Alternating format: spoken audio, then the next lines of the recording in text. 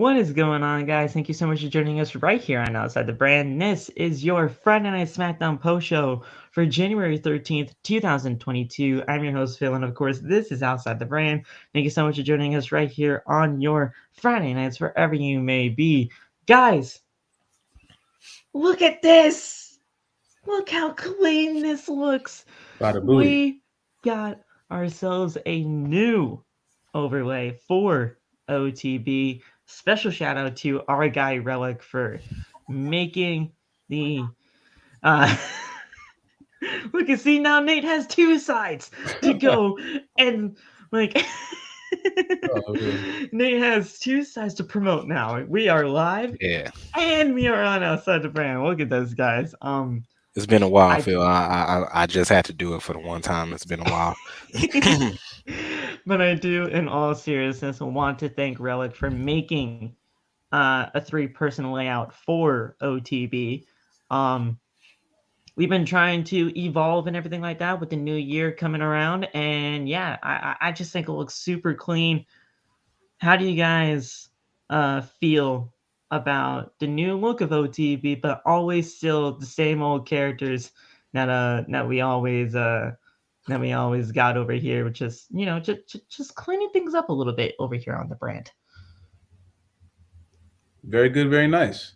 I ain't gonna cap that the moving background was distracting at times for me when I Yes. first started. I got used to it after time, but I think this is I do think this is much more of just a stationary thing, just better for the viewer's eyes. You know what I'm saying? I don't think it was like egregious the first time, but at the same Yeah. time, I think this is um, very clean, very smooth, and hopefully a better visual experience for the viewer. So Yeah, Very true.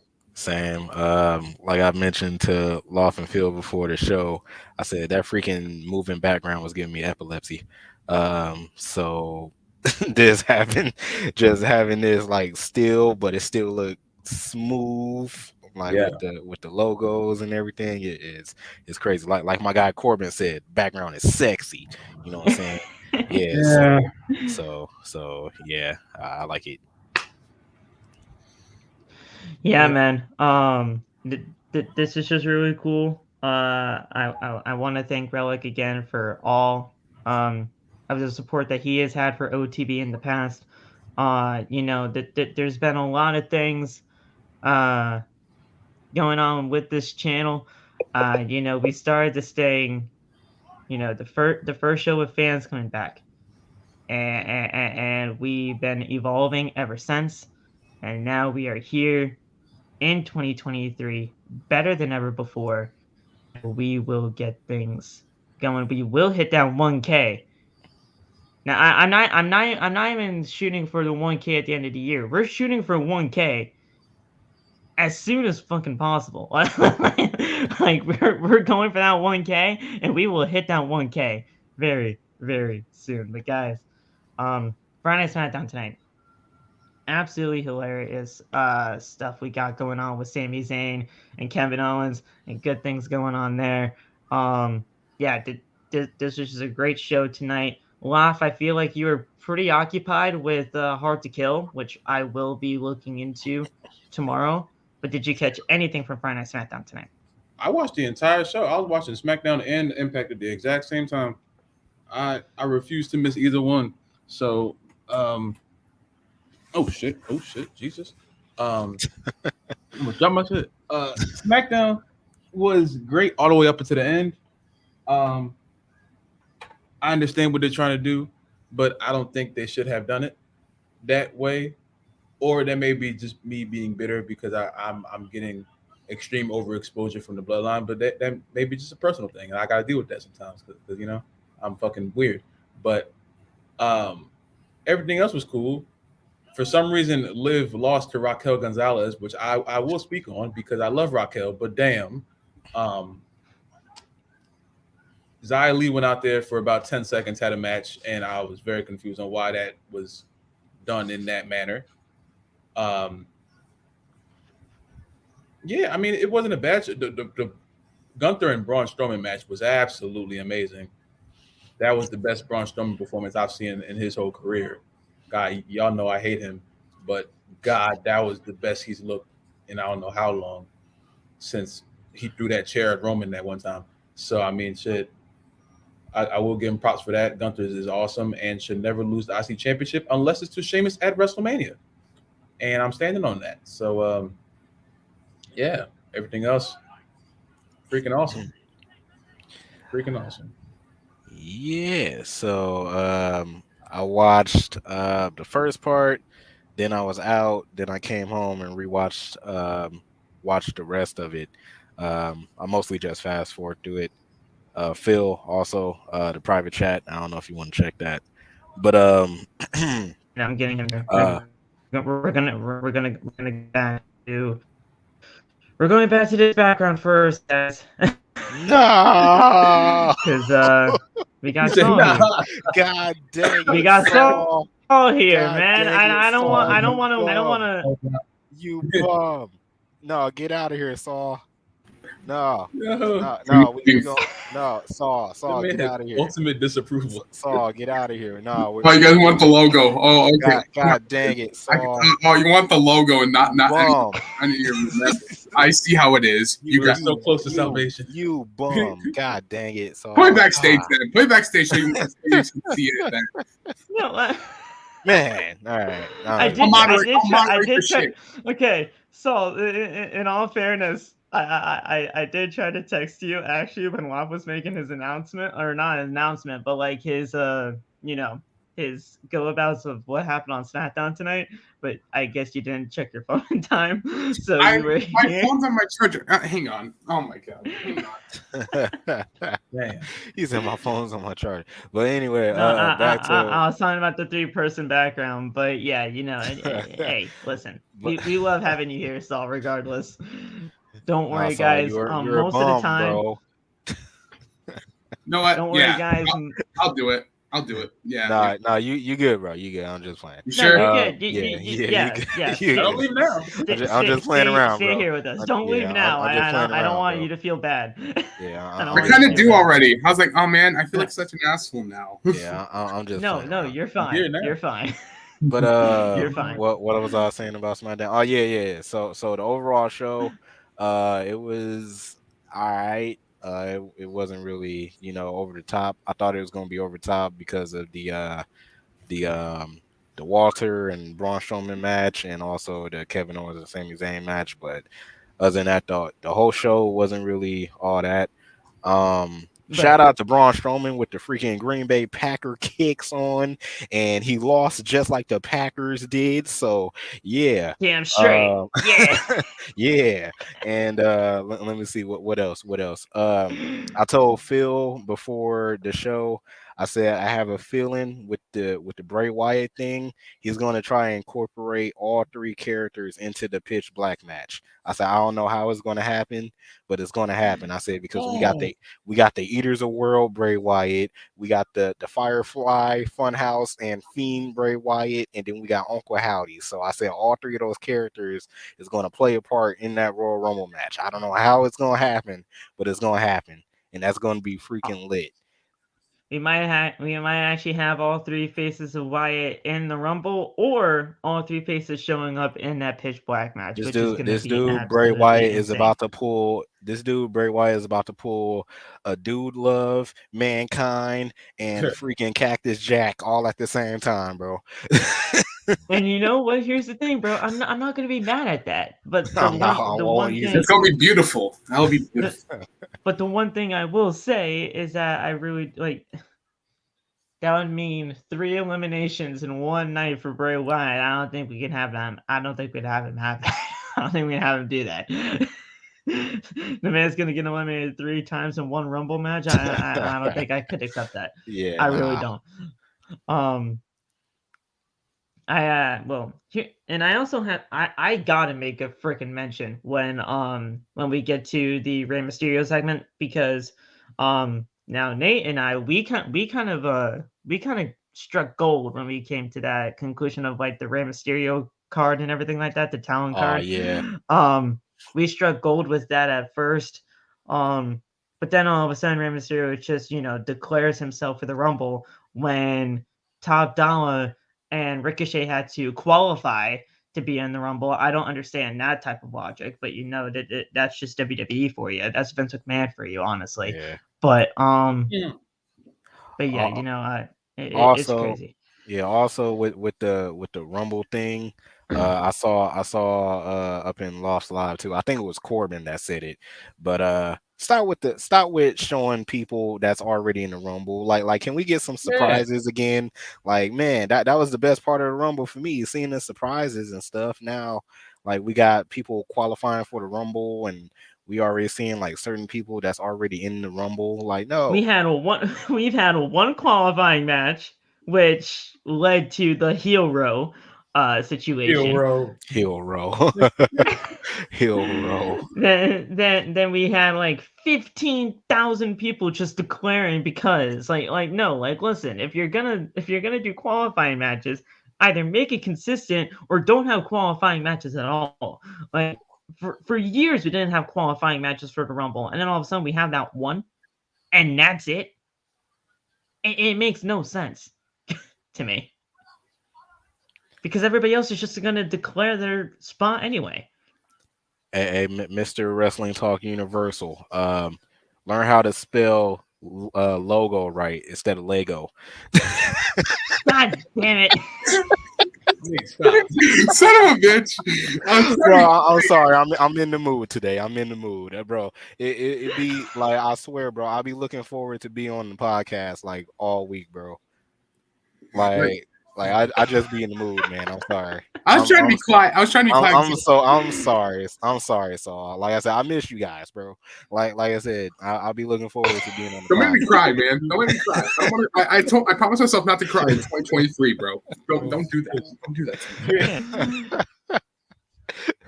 All right, guys. Well, listen. If Nate's done, just ragging on Saul real quick. What's going on, buddy? What's up? What's Did up? y'all see? Y'all saw Juice's backstage with Liv and Raquel? Oh God! Oh God! Oh my God! Oh boo! Oh my God, bro! Oh my God! You know what? For a second there, Love, I didn't even recognize who she was, but then all of a sudden I'm like, wait a second. That's the Juice's girl. Wait. That's the Juice's girl. That's the Juice's girl. That Juice's girl is wild. Like, wait a minute, that's the Juice's girl. Be like, y'all don't know her name? Be like, to be honest, I forgot her name. Rather have my Juices. That's it. To be honest, I did forget her name for a second. The Juice's girl. Hey, she can have my Is she Juices. still known as Maxine Dupree? Yes, Is she still known as that? Yes. Nah, you guys just gave her a new name. You guys just gave her Juice. I didn't call her that. I called her by her first and last name. I didn't know. Listen, I don't know why I called her that, but that's a funny name. Okay, she's still known as Maxine Dupree. Okay. Then Max Dupree all of a sudden just went to hiding. That's what happened to him. I mean, he just went into hiding, and we got LA Knight now. Yeah. Sadly, LA Knight didn't even make it last night, which is. I thought he was going to interrupt the break. That was sad, but. Yeah. But you know what? We got ourselves a SmackDown tonight. We only really had 3 matches on the card. But everything else, it was kind of just, just your regular old SmackDown. So we'll talk about it. We'll also get into this WWE talent meeting with Triple H. Okay. A lot of people were talking about this talent meeting today. Some people were saying it was basically all just bullshit. Other half were saying like, all right, then we're just gonna allow this to continue rolling on. And if I'm like really, people are saying like, listen, I don't really give a shit about the whole business stuff and everything like that, right? As long as the creative is fine and we are all good and Triple H is still here, then that's all that matters to me. Yeah. I'm kind of on the fence with both, right? I mean, I love that Triple H is still in power, but how long is that really going to be about? And Vince is back within the WWE, so we obviously have hesitations there. I didn't know what was going on, but there was a talent meeting today. Did you guys hear about this? Yeah, I heard about that. Yeah. Unfortunately, I saw it on Twitter. From what I read about it, he tried to assure everybody that everything was like still under his control. But I was trying to explain to people that in the chat, I trust Triple H, I really do, but I can't take the word for people. I can't trust what they're saying, not because of Triple H, but because that old man is back there. Right. So whatever Triple H says, he's 100% honest in what he's saying, I'm sure. But the fact that there's a point where Vince could just change that at any given moment, and we could wake up to something completely different. That's what I'm worried about, you know. So I don't know what to believe at this point. I would like to think that whatever Vince does with the sale doesn't matter with creative, but I'm pretty sure Triple H said a whole bunch of things that led to I'm pretty sure no one knew that Triple H was going to get fired from his first stint. You know what I'm saying? I'm pretty sure people didn't know that NXT was going to get burnt to the ground. And like, you know, I'm pretty sure he didn't come out. Nobody expected that. You know? So I don't know what's going on. I'm not going to be fully trusting into what's being said until Vince McMahon is back in the house somewhere and not creeping around Titan Tower, wherever the hell he's at, you know? So I don't know. And Supernova, no disrespect, but I don't trust Kevin Dunn as far as I can throw that fucker. Okay, I don't trust Kevin Dunn at all. Kevin Dunn said that Vince had no. He said that he had no say in anything creative whatsoever. I don't trust Kevin Dunn. The fuck, dude, Beaver Boy, like the Beaver Boy. The Beaver Boy. What did he do to you? Dude, I don't trust Kevin Dunn at all. The only thing he does, hey, as far as I'm concerned, from other wrestlers, all he does is just hang around in the production truck. That's it. That's it. The guy makes me motion sickness, bro. He makes me have motion sickness with all these camera cuts. Like just let it be, let it breathe. Come on now. Beaver Boy. Did you see his buck teeth? It's crazy. Man should be building dams over there. Building dams. He's cooking, bro, for no reason. What happened? I'm about to say I do kind of agree with Loft though. Like I'm like even though Triple H had like the whole talent meeting and stuff saying like, hey, nothing's gonna happen with creative or nothing like that, so don't worry about it. I'm still kind of scared too, just because we know that Vince is back. Mm-hmm. But like, even though he's not really controlling anything, really, but like, it's just the thought of having him back. It's like, man, like what's gonna happen now? So I don't even buy that. Like, I don't even buy him just not controlling anything. Did you see Monday Night Raw on Monday? Monday Night Raw Monday was awful. I hate Raw. Oh God, I hate Raw. Under Triple H too, and it's just how is it? I thought it was supposed to be better like, under Triple H. Like Raw is supposed to be better. Too much television. It's not Triple H's fault. It's 3 hours of show, and he already said 3 hours of television, bro. Yeah, he said that he would rather go back to 2, but he said it years ago. Did you see? Yeah. He said that years ago on the Stone Cold podcast. Yeah, that's why it's bad because he doesn't like writing it. And I don't like watching it, so I think he feels your guys' pain. But I was gonna say about since you guys are talking about Raw and we're talking about Vince, you guys know there's gonna be a 30th anniversary, right? Yeah, I'm about to say Loft is going to it, yes. And I might be going to that. Who could you not? I could go, but I don't know. But anyway, how can you not celebrate 30th anniversary without him? Obviously, very easily, very, very easily. Get some balloons, get some cake and shit. He's the main exactly. Get some balloons, get some cake. Get some balloons, get some cake. It's throw it out there. I promise. Triple H music come out. Yeah. What's up, Raw? All bow to the king. Yeah. There you go. We're good. It's all about the king. Call John Cena in there. Yes, sir. Stone Cold Steve Austin with the beer. Austin. Hold up. I know this isn't WWE related, but my guy Kushida is debuting next week. Yep. What? Kushida against Darby where? Allin? And AEW. Oh, Kushida shit, against what? Darby Allin. Yeah, for you the guys didn't see TNT that? Championship next week. You guys didn't see that? Tony, my man. Look at you. See, Tony? I got you. W Tony. My guy got Khan. Kushida. Speaking of Tony, Kushida fighting Darby Allin for the TNT W Championship next Tony week. Khan. speaking of Tony, Phil, are you still talking to him about buying WWE? Are you still giving him talks? Dude, to him? okay, Listen, don't get so cursed out. I will cuss you out right now. Listen, we will talk about that on an extra I got coming this weekend. We will talk about that, but I don't know. dude, how ironic would it fucking be? Didn't you predict about AEW and WWE having a crossover? I think I remember you saying that in a TikTok once. A lot of people wanted it to happen at first before just things kind of went down CM Punk, but it is what it is. Dude, come on now, you know it was CM's fault. You were the one clamoring for it. I agree with you. I'm always looking to blame CM Punk. CM, yeah. You were the one clamoring for it. We blame Phil. We don't blame this Phil. We blame that Phil. We blame that Phil. Most bad things that happen, I blame CM Punk. What were you saying about that one, Phil? Wait.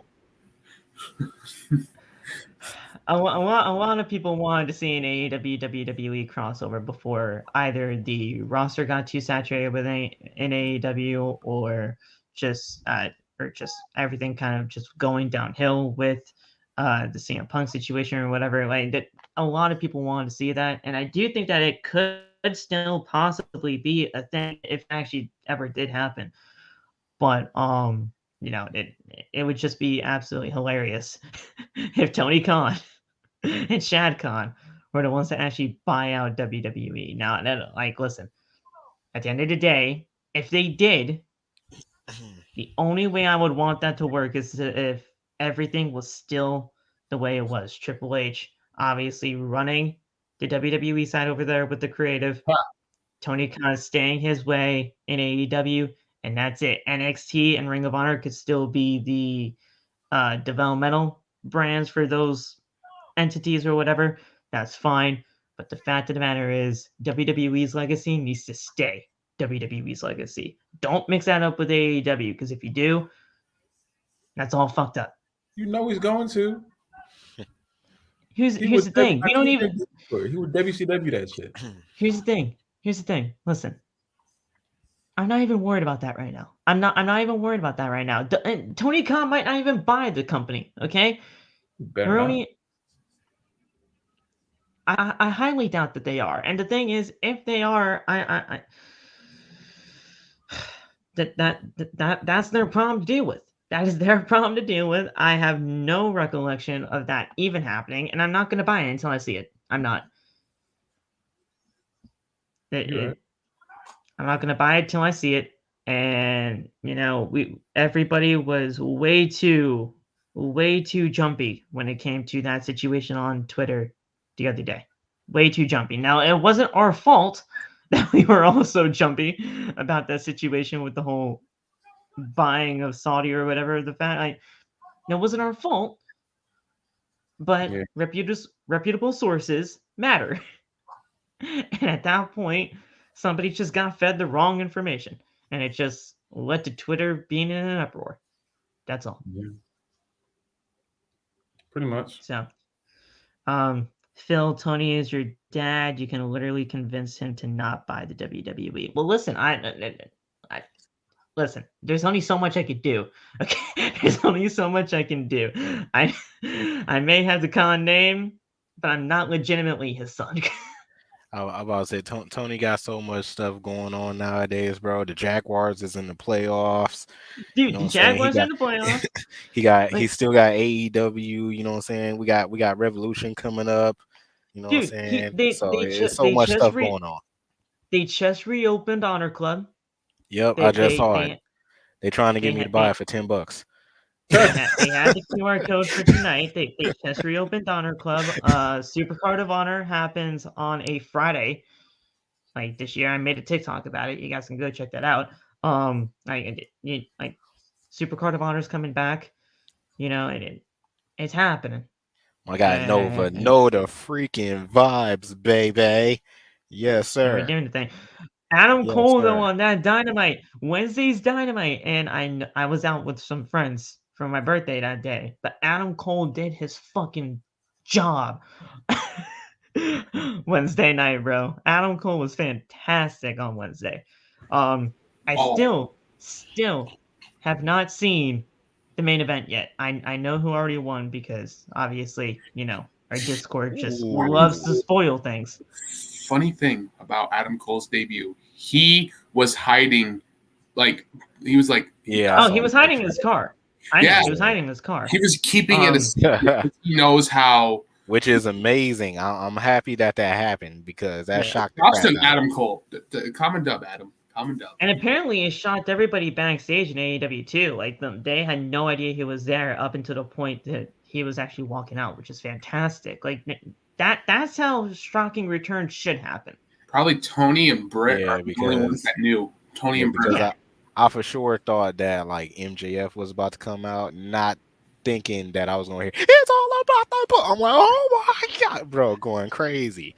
I'm like, yes, my guy is back. So I still have not yet to see the ladder match for the trios championships. I know who won because their Discord just loves to spoil things, but I will watch that soon. That match I heard was absolutely fantastic. Yeah, it was. And this attire was fired though. Really good. It was 15 minutes, but it was really good. Really? Only that long? Well, yeah. That's actually not that surprising for me. But yeah, I thought Dynamite on Wednesday was great. We'll talk more things about AEW on this weekend's extra, but yeah, we'll get things going. Let's just talk about the Fightful Select issue on this talent meeting, and then we'll get right into the Friday Night SmackDown post show. So, Triple H held the talent meeting on January 13th to help calm down some nerves from the talent since Vince McMahon forced himself back into the company. There have been numerous talent concerned about their creative futures. Perfectly valid, may I add. Triple H said that he's been assured that Vince McMahon's return is to see the company should sell and help lead the charge and figure out who they might sell the company to if they even do. He made an attempt to squash the story of the sale of being a done deal. That's obviously the whole Saudi situation that happened on Twitter, and said that if it happened, it would take a lot longer than how it all transpired. What claimed many talents' concern was Triple H stating that none of what is going on with Vince McMahon will change the creative process he has in place or the team that helps him put it all together. Triple H did keep it open and say that anything could change, but right now Vince defers final creative to Triple H. And Triple H also said that while he and Vince may have discussions, he makes the final call. That scares me. That scares me that they even talk about creative together. That scares me. But you saw that he said that Vince was sending freaking letters to like certain departments and telling them they weren't doing their job right. What? That might be that might be here. That might be here in this. That's crazy. So WWE was adamant in an official sense to us this week that Triple H was still running creative. Triple H also thanked the talent for all that they do and said that they understood where there were some concerns. Update. We've also discovered that Kevin Dunn spoke to the talent meeting. He said that he'd worked with Vince McMahon for over 40 years since coming back. Vince hasn't even said a peep about making any changes. We said we had heard that Vince had made suggestions regarding other departments, but that wasn't implemented. Dunn largely reiterated that Triple H's points are 100% true, and it's said by many that this was a calm down type of meeting. So it was there in the report that said, "Oh yeah, well Vince wrote letters to other departments," but apparently to this, it did not hold up to scrutiny to what you were saying. But I believe you more than anything when it comes to when it comes to this. If they wrote letters to other departments, it's most likely true. That's crazy, bro. Mm-hmm. Just writing letter to other department. Hey, you're not doing your job well. What? Be like, sir, you're getting sued. First of all, You're getting sued. Like, don't tell me how to do my freaking job when you still getting sued, sir. How much money do you owe Vince? I'm like, Come on, dog. It's crazy though. It's crazy that this may have been a calming down type of meeting. But is really anybody going to be calm after anything that kind of happened here? Or anything that kind of has transpired over the last few days? No, I wouldn't be. I would not be calm in my stance within the company or my stance creative-wise. Because Vince, he can change things on a freaking dime. Yeah. And that's not, like, it's not a good sign, bro. Like, Vince being back is a lot more dire than what people are making it out to be. It's gonna be bad, bro. I just had in my mind. I'm like, Phil, considering he's back now, he's gonna be listening to this now. He's gonna be listening to this podcast again. That he's Listen, back. Vince, go away. There you go. Go away. There you go. We don't need you here. We got Triple H here. Listen, your son-in-law and your daughter are doing fine, or daughter was doing fine because she resigned because of your ass. She resigned from being a co-CEO because you came back. How does that make you feel? He don't care. I know he doesn't care, but he should care because it's goddamn daughter. Doesn't even matter. Oh my god. And now Nick Khan is the full CEO of the company, or maybe he is the full CEO. We don't know because Triple H, not Triple H, Vince is back, so maybe he's CEO again. I don't know what's going on again. What's going on? The man's trying to talk to Disney and ESPN. I was like, oh my god, if he tries to get with Disney, that's gonna be crazy. Bro, listen. I'd rather see Mickey Mouse versus Roman Reigns at this point. If we get a WWE theme park, I'm cool with that. Go. That gonna be WrestleMania at Disney World. That sounds wonderful. That would be awesome, man. Dude, that would be insane. I'll go to Disney World. Dude, imagine Disney World. John Cena. Imagine if there's like that. You know how you know what was that WrestleMania where they had like the goddamn like canopy over the ring? Oh, 24? Probably 24. I mean, there's been a lot of like WrestleManias that have like a goddamn like a roof over the ring or whatever. I was gonna say, what was that one that the New Day hosted? Oh, 33. No, it's 33. Yeah. That was the one with the roller coaster in the background. That stage was beautiful, by the way. Bring that back. Bring that back. Just imagine though, a ring in the middle of Epcot, and it's just like bro. That would be crazy. I can only imagine Gunther's entrance at WrestleMania in Disney World. That's gonna be amazing. Bro, if we get Mickey versus Roman, dude, I heard Mickey has a mad tail whip, bro. No, Mickey's been trained by Luchasaurus, bro. Mickey has a mean tail whip. You don't want that. You don't want that. Man. Nah. Listen. I hear Goofy wants Austin Theory with the U.S. Open Challenge. That's crazy. Be like, my name is Roman Reigns. Right Acknowledge me, and you're watching Disney Channel. They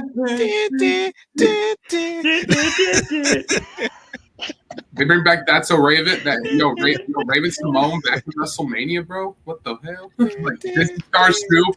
I'm like, come on, man. That's hilarious. Mickey has a mean tail whip, bro. His trainer is Luchasaurus. That's crazy. Come on now. He's a Mickey freaking versus Roman. dinosaur. No, Mickey's freaking trainer is Goofy. That's who his There you go. There you go. Like, come on, bro. No, it's Donald Duck. Like that's who it is. That's gonna be tough. Oh yeah, 'cause he is a trash talker. He is a trash talker after all. Oh man, that's hilarious. Like, honestly, though, a WWE theme park in any Disney World would actually just be incredible. That'd be amazing. I can already imagine the type of rides would be cool. Though. Yeah. That's like years ago, and then it just flopped. Yeah.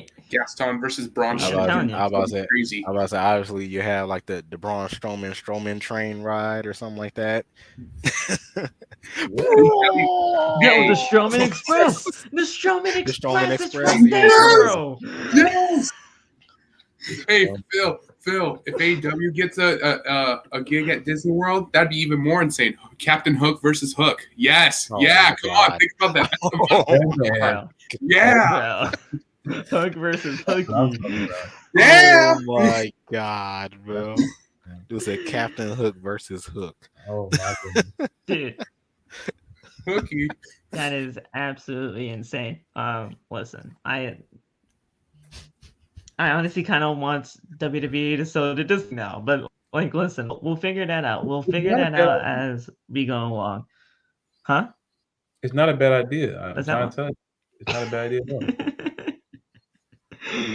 Oh man. Hannah versus guys. Charlotte. Dude. Man. That's that. I'm gonna legitimately be going to sleep tonight, and I'll be just enjoying myself in my dream, just having fun at a Disney World park of WWE theme. Like, dude, I'm gonna tell you right now, this is gonna be great. Charlotte Flair for the Raw Women's Champion. Dude, Charlotte Flair would never show up in my Disney World. Nope. Nope. She's just banned. She's banned. And there's no ifs, ands, or buts about it. Yeah, it just wouldn't happen. But let's get right into the actual meat and potatoes of the show tonight, the Friday Night SmackDown post show. Guys, if you liked what you heard so far, if you guys want to see WWE be sold to Disney, hit the like button. If you I'm gonna love it. I'm gonna love it, bro. Go ahead. I wasn't Nate saying doesn't that. even want to speak. I was just saying, like, you notice that me and Law just look just like, boy, if you don't, yeah, exactly, boy, if you don't, yeah, It's a good time. Oh yeah. Charlotte and Ronda. Yes, Ronda would be banned from my Disney World too. That's facts. Listen. Is John Cena invited? Hey. Is Cena invited to Disney World? I mean, the man lives in Florida. Bro, if he doesn't show up in my Disney World, I mean, the man must be invisible if he didn't show up in my Disney World. Like, come on, he has to show up. Has to. Bro. Cena's obviously invited. Obviously. Let's get right to the show, guys. If you guys like what you heard so far, hit the like button. Turn on the bell for all notifications. Hit that subscribe as we are so close to 1K. Go follow all of us on social media. All the TikTok links are down in the description below. Go check it out. All there for you guys to enjoy. Go get the merch. Teespring. There you go. Look at that. He's got it. Hey, look how clean this look, bro. Look at that. Look how clean this look. Look at this. Look. Look at that. Look, Nate. I have to know. Where you get that? Where do you get that? Where you get that? You want to know where I got this from? I got this from Teespring / Outside the Brand. I don't know what the freaking website is, but Teespring, yeah, Outside the Brand page on Teespring. That's where I got it from. Yeah, $20. You know what I'm saying? Right. $20. You can't go wrong with. And look, bro, look how fresh it is, bro. Obviously, my phone is gray, so it makes it pops out more. But, bruh, look at this. Different colors, I actually will say though, The logo looks hella clean on that. I did not expect it to be that nice on there. Yes, bro. That looks great. My hands stay sweaty, and you know what? The sweat don't knock off the freaking logo. You know what I'm saying? That sucks. That's crazy. That sucks. Yeah, I don't know why. Like I said, I think it's the right plastic. I think it's the plastic, but it don't matter because the logo never wipes off. You know what I'm saying? We got that waterproof.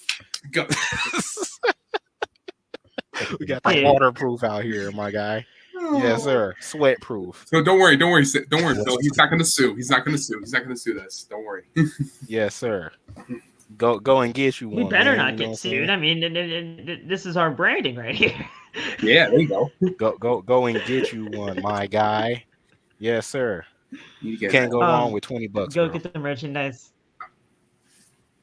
Go get the merchandise today, and that was the default price for that too. I didn't up or down it. That was the default goddamn price. Go get the merchandise today. Phone case, t-shirts, hoodies, all that good stuff at the Teespring website. It's down there in the link in the description below. I would say teespring.com, but that's really not the thing. It's like outside the brand of it's in the link in the description. Go check it out. It's just a good time over there. Affordable prices. With the Rumble coming up, there will be another code there, and there will I love Teespring too, because the fact of the matter is, when we want a code to just happen, it can just. We don't have to wait for like our profit margin to be like well enough to get a promo code going or whatever, because apparently, Bonfire like takes away from like your profit margin or whatever. All we have to do is set it up, and it's there. We'll get you a Rumble code, we'll get you % off, and we'll get you some merchandise for you guys to enjoy this Rumble weekend, guys. Don't miss out. Outside the brand, official merch. Go get it today. Link in the description. Guys, the Intercontinental Championship was on the line tonight. Braun Strowman, Gunther for the IC title. I'm so happy that they did not push this for the Rumble pay-per-view. I'm glad they did it here tonight. This match was a hell of a lot better than I thought it was going to be. How did you feel about this match tonight? 10 out of 10 match. 10 out of 10 match. 10 out of 10. 10 out of 10. I fucked with this match. I didn't think I would like this match. I think that's why I gave it a 10. Just because I expected the bottom of the barrel from you expected Braun Strowman Omos type vibes here. Yeah. Hey, stop, Phil. Stop. He's right. He's correct. He's not wrong. I'm right. He's not wrong. When am I not right on this show? He's correct, man. Bro, I'm tired of y'all coming at my man's Omos, bro, man. Come on, man. It was never going to be WWE. We do the Omos call as a freaking joke around these parts, okay? We don't actually like the dude. I tell you, man, that's what I expected, and he went out there and performed. Hate to break this to you, Nate. He was not going to be WWE champion. I mean, let's be real. Oh yeah, I knew that, but I'm saying. I thought he was going. Thank you, Bob. Thank you, Bob, for that. Thank you. This was a match. Dude, I seriously thought for real at that one WrestleMania we were gonna get Bobby and Omos for the WWE title. It was Bobby was gonna win. If that ever happened, but dude, no, I swore they were gonna have Omos beat Bobby. That was dear God. But I'm glad they didn't do it. But yeah, Love. I mean, I'm not gonna disagree with you there. Like the whole fact of the matter was, I did not expect anything from this match. I really didn't. Yeah. And it totally exceeded my expectations from what it was going to be. That's all I really asked him to do. When I thought it was going to be the main event. I totally forgot about KO and Sammy, but it started off the show hot, and that was the first time in a long time I've seen Braun actually wrestle like he had some goddamn sense. So that's all I asked for. And Gunther won, and the right person won. It was 50-50 all the way down. Mm-hmm. Very good, very nice. Oh yeah. I was say we got Loft Meltzer in the house. Loft Meltzer is crazy. Um, I would take Loft's ratings more than Dave. I'm sorry, Dave. Yeah. I'm sorry, Dave. No, there ain't but, no sorry. There ain't no sorry. There ain't no sorry. Nah. Yeah, Yeah, nah, there ain't no Listen, sorry. I don't want to get want to get blocked. Okay, like listen, we're He ain't got the, I'm cool. He ain't got the answers. You know that. Honestly, I like Brian more. I like Brian more. What? I do. I watch him a lot more than I watch Brian a lot more. But Braun, I like Brian Alvarez more. I'm sorry. Much more. I have to say, but I Braun like and Brian Alvarez a lot more. I'll say this about Braun and Gunther. This is probably one of Braun's best work ever. Like best match he ever had in his entire career. That's saying something, actually, for real. I was gonna say this definitely looked like the best match that he's had since coming back. I would say for his comeback. I mean, if we're doing like everything from his stint, from like his even his first stint coming around, that's big praise. That's big praise. So listen, I can't fault you for that. If that's really what you think about it, that's cool. Like this was the only match that I seen in full before I left, and then like when I came back, I just skimmed through all the other matches. But yeah, I like this match too. Also, once again, shout out to my guy Braun for wearing the Green Bay Packer gear. You know what I'm saying? And just like Braun and the Packers, we lose. So yeah, we lose. We lose. Yeah, that's what it is. Hey, but okay.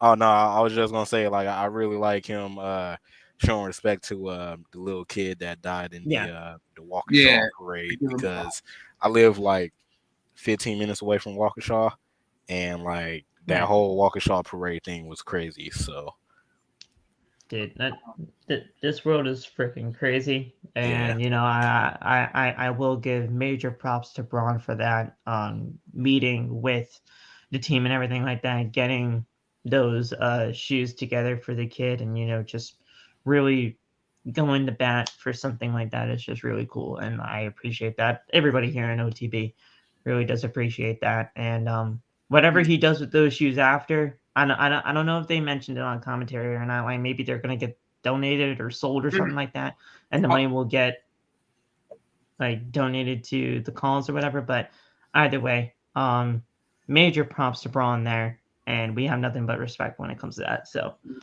good on him there.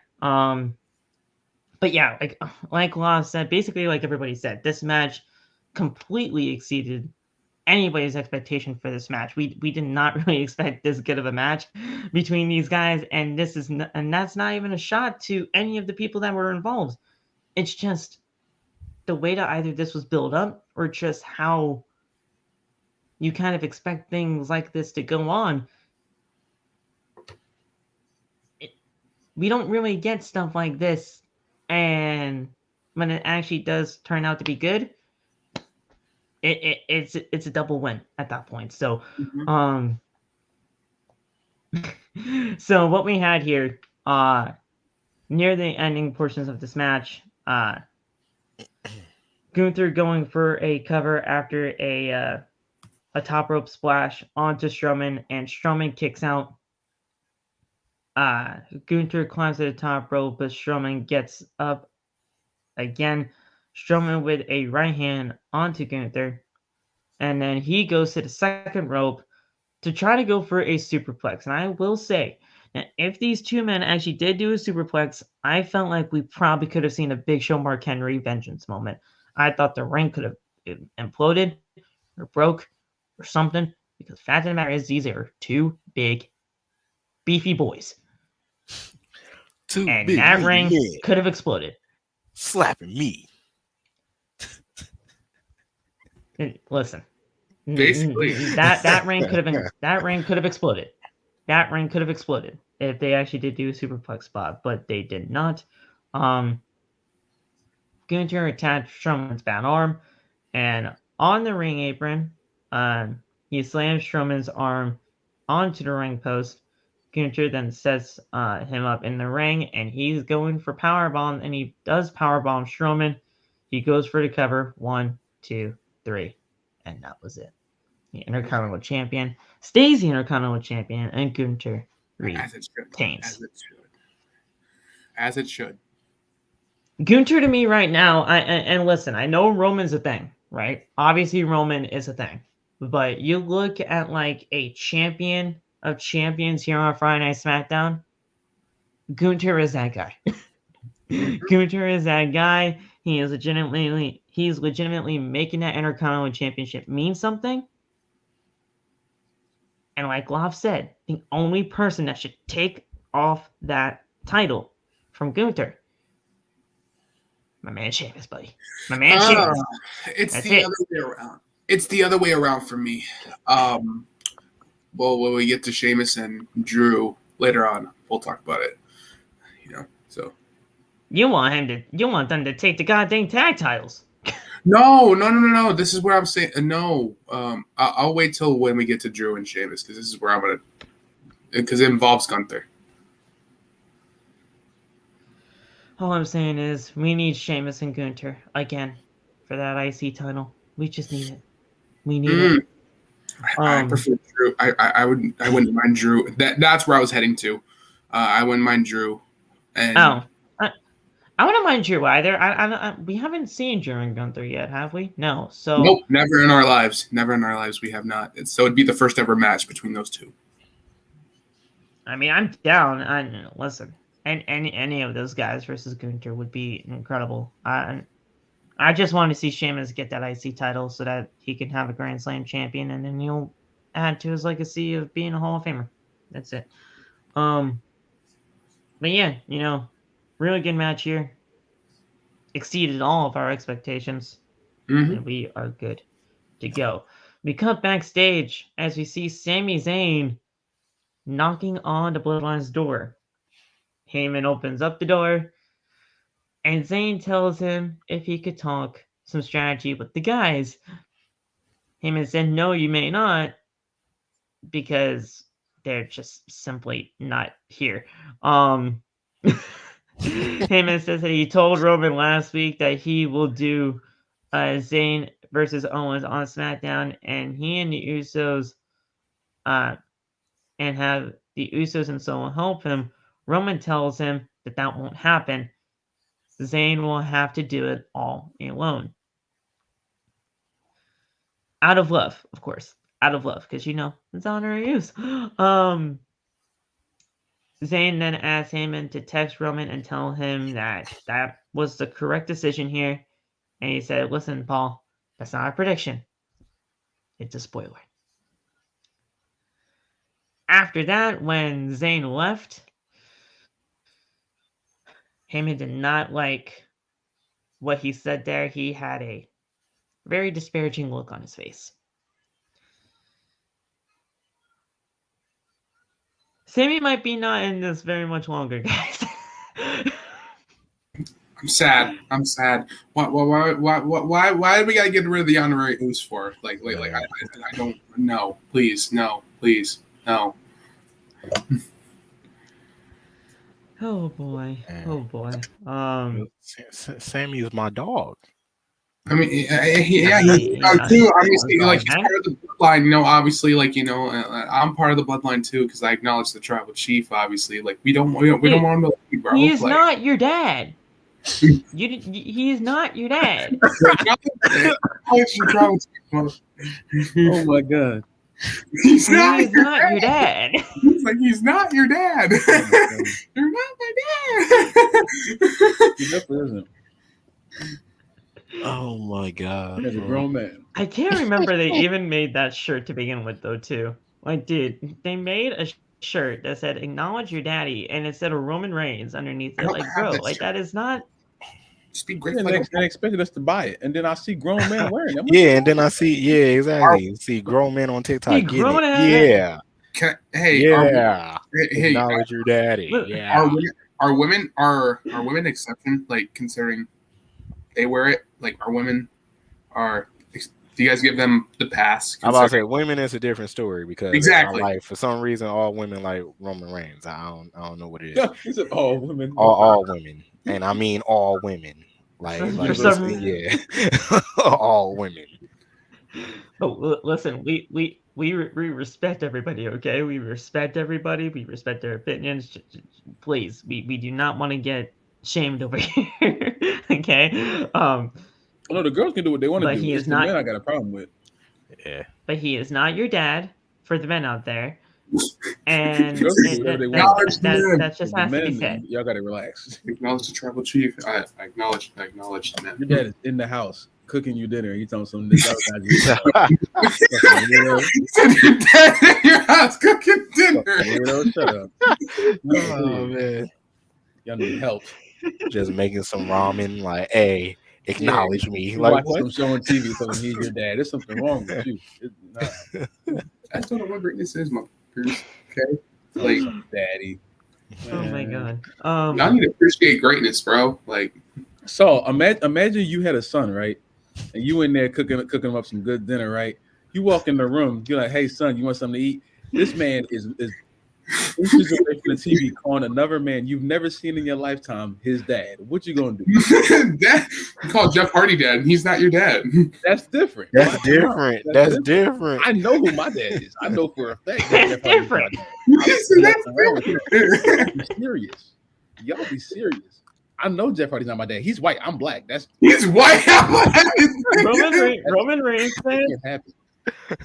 Y'all really believe that? Listen, I talked to these Roman Reigns fans, and they're like legitimately so freaking serious about this guy, bro. Like, anytime I mention like the whole acknowledge your daddy t-shirt, he's like, yeah, I have it. I'm like, why? He's not your dad. And he's like, well, yeah, he technically is because he's my tribal chief. I'm like, listen, that is not true. You're not. I'll wear the head of the okay, let's be real. I'm gonna be for real for this. I'll wear the head of the table shirt. You know. Here's the thing. You're not of Samoan. You're not of Samoan descent. I know that for a goddamn fact. You don't have any tribal tattoos. You don't Sadly. have any of that. He says I don't know how that becomes a thing. Second off, sadly. This man says sadly. See, sadly. That's the thing. That's the thing. and we know Saul's situation. And that's the thing. Like we know Saul's situation, so obviously like he can't. But like the fact of the matter is, if he could, I would not be shocked if he had like the arm sleeve and pec tattoo by tomorrow. I'm serious. He would have the whole thing. Arm sleeve, the pec tattoo. He would get some extensions in his hair. He would get the freaking wrist stings. That Roman be wearing. I would get this tattoo, obviously. Don't leave this guy out. Like he would get like. Oh no, we're just talking about Roman right now. We know you would get whatever that is. We know dump some you water would up get in his that. hair to make it all drippy. We're just talking Roman. Dude, why is the hair so wet? Why is the hair so wet? Does he just drench it in water? Yeah, that's what they do. Yeah, they just drench. They drench it in water backstage, and then they come out. Like, is he just like good? Is he just like pour water on his head? Yeah, that's what they do. Yeah. Triple H does it too. I think they all do that. They all do that. Yeah. Do you just get out? That's what Jeff does. Did you just get out of the shower and just not dry your hair? They grab a bottle of water and just wet their hair. Triple H does it. Seth Rollins does it. Roman Reigns does it. Like, you know, Mustafa Ali. Yeah, Bobby does it. You know. You said who? Wash Bobby. your head. Did you just say Bobby? Yeah. He has no hair. Bobby has no hair. He has no hair. It don't matter. That's why I was like, who? It don't matter. That's why I asked. I'm like, wait, did he just say Bobby? That's the point. Well, he just wet his dome. Like, wash. No. Adam Cole does it too. No. Here. Edge does it too. Here's the point. Here's the point of my situation here. Okay, here's the point of my situation. Wash your damn head. Bro, like. How about saying, bro? Just putting water on your hair, that doesn't clean it, bro. It does not clean my it. guy, That's bro. unsanitary. I bet You my gotta guy actually Bobby Lashley scrub don't the have scalp. no dandruff, bro. My man uses Head and Shoulders like crazy. Exactly. See? The Hurt Lock and Head and everything, bro. shoulders. Only use your head. This man. Head and shoulders. No, Bob don't Sponsor use this head and shoulders. man. He only use shoulders. Head and shoulders. He just use shoulders. He only use shoulders because he got no head. You just say he got no head. What the fuck? Oh man, That's hilarious. Oh Bob my take a shower. He God. only use shoulders. He ain't that's got no head. hilarious. He got no hair on his head. That's he got no hilarious. hair on That's his head. hilarious. Kane had it. Kane Oh, with the mask. man. He put water on his hair too. That's stupid. That's a mask. That's stupid. Why? Kane did it. Why? Okay. That's stupid. Why stupid. wet your hair when it's a mask? That is probably one of the most nonsensical things I have ever heard. And I'm about to wet my hair and Your then put this mask on so hair nobody can that see me. you had, the hair, Adam Cole does it too. Adam Cole the does hair it too. that you had, the hair that you had was attached to your mask. Why wet it? It makes no sense. Dude, My guy we Zay can said, talk about "What this did I all just night. click in?" I'm serious. We can talk Talking about this all about night. wet heads. Yeah, we're talking. We started talking off about Roman, and then we started talking about That's the wet hair. conversation. Yeah, we're talking about wet hair now. Talking about how grown men calling Roman their dad is weird. No, the conversation is Mercedes Moné. What, Yeah, bro, The I didn't. conversation yeah. is Mercedes I'm about to Moné. say, Not. I didn't Not. notice the Roman Not thing, Roman. like because Loft was talking about the Roman thing with the Roman fans. I didn't notice it until last freaking week when Roman cut that promo and was like, "I didn't lose, Sammy lost." Exactly. I'm like, "Oh my God." Exactly. I was like, He didn't "Oh my lose. God." Thank like, you. bro, Even I though was he like- did. I was Even like, he yo. said it. He I said, didn't he's lose. crazy. He lost. Dude, Thank you. Dude, Roman said he it won. too. That was so no, weird. I was like, No, lost. no.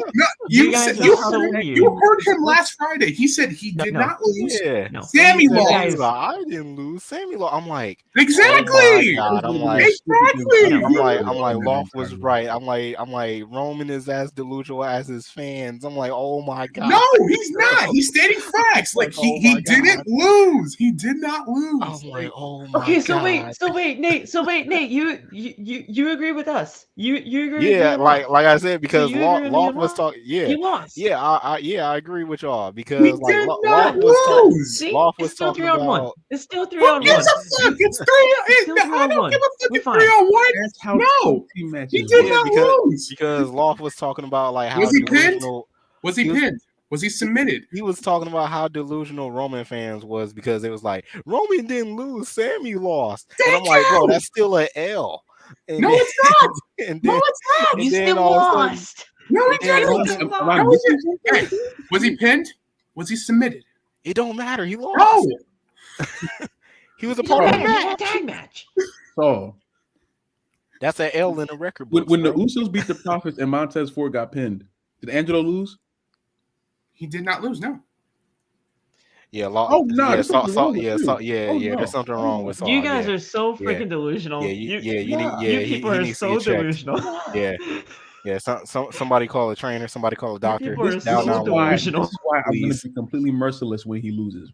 When Cody Rhodes beats Roman Reigns, I'm going False. to be completely merciless. Accusations. Cody Rhodes False. beats Roman. Accusations. False. Cody Rhodes beats Accusations. Roman. All of you False. are Lop going and to I are feel going my to go wrath. crazy on False. that review. Accusations. False. When Cody Rhodes wins against Roman Reigns, Lop and I are going to be absolutely hilarious together because I'm going to be just marking out for Cody finally winning a championship that he should have always won. And I'm just going to be going crazy because Roman lost. It is going to be absolutely insane. You guys are not going to want to miss that post show. It is going to be incredible. That's going to be That's generational. WrestleMania. Absolutely not. Absolutely not. Absolutely not. Absolutely not. That's WrestleMania, and I'm pretty sure here's the thing. So you have Now- to show up. You can't tell, oh, I forgot my. No, you got to be You here. have to I'm show gonna up. talk to you. You have to show up I'm for gonna that. talk to you. You have to show What, up for that. WrestleMania? What, WrestleMania? Yes. Yes. WrestleMania Night 2 when Cody and Roman face off. and Cody loses. Right. Cody loses. Right. No. Cody loses. Right. So we got it right. Cody Got it right. If he loses, I'll be here too. But when he wins, I want to see you. Cody wins. I'm not acknowledging. Cody wins. You don't have to. You have to acknowledge me. You never said. You never said you have to acknowledge us. I'll do that, Loft, because you're my boy. You know. You're gonna have to acknowledge me. Acknowledge us. Acknowledge us. Because I'll do that later. Us But Cody Loft, fans, stand up. Us Cody I'll fans do are that the ones.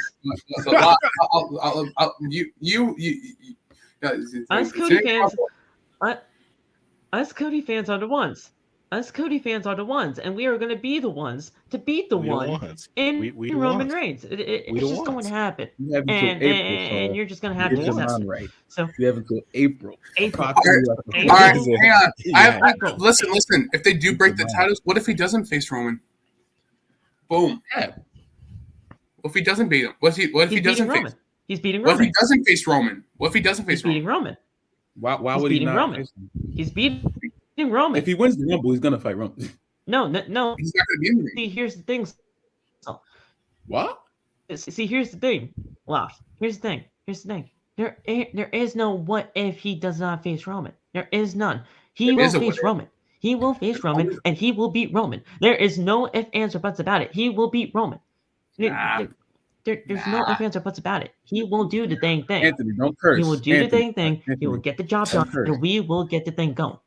Thank you, Anthony. Yes, I will not be mad about that. I will not be mad about that. And Roman at Mania. I will not be mad about that. Anthony. Of course you will. Anthony, listen. Listen, I understand that. Of course you would. Anthony, listen, I understand that Vince is back, but no. I will not be mad at it, though. I will not be mad at it at all. I understand that. That's way better than Cody. That's way better than Cody. No. Here's the thing. I will give Anthony this much, okay? Austin Theory will be in the Final Four. I do believe that. He will be in the Final Four. Oh. But I don't think he wins. I definitely don't think he wins, but I do think he will be in the Final Four. I still got Seth winning this. It's going to be my final three are Seth, Cody, Theory. Those are my final three. I still think Seth might win this thing, actually, too. That's another thing. I still think Seth might. Seth and Cody start. Seth and Cody ends. That's how it should be, and that's how it always should have gone. I think Seth I don't know what I just said, but you know exactly what I mean. Seth and Cody, 1 and 2, start and go to the end. That's how it always should go. That's how it should go. We're good. Oh man, there's no ifs, ands, or buts about it. We gotta do this thing. I can't freaking Rollins, right, and you gotta go now. I cannot believe how delusional you Roman fans are, bro. I've been trying. That's crazy.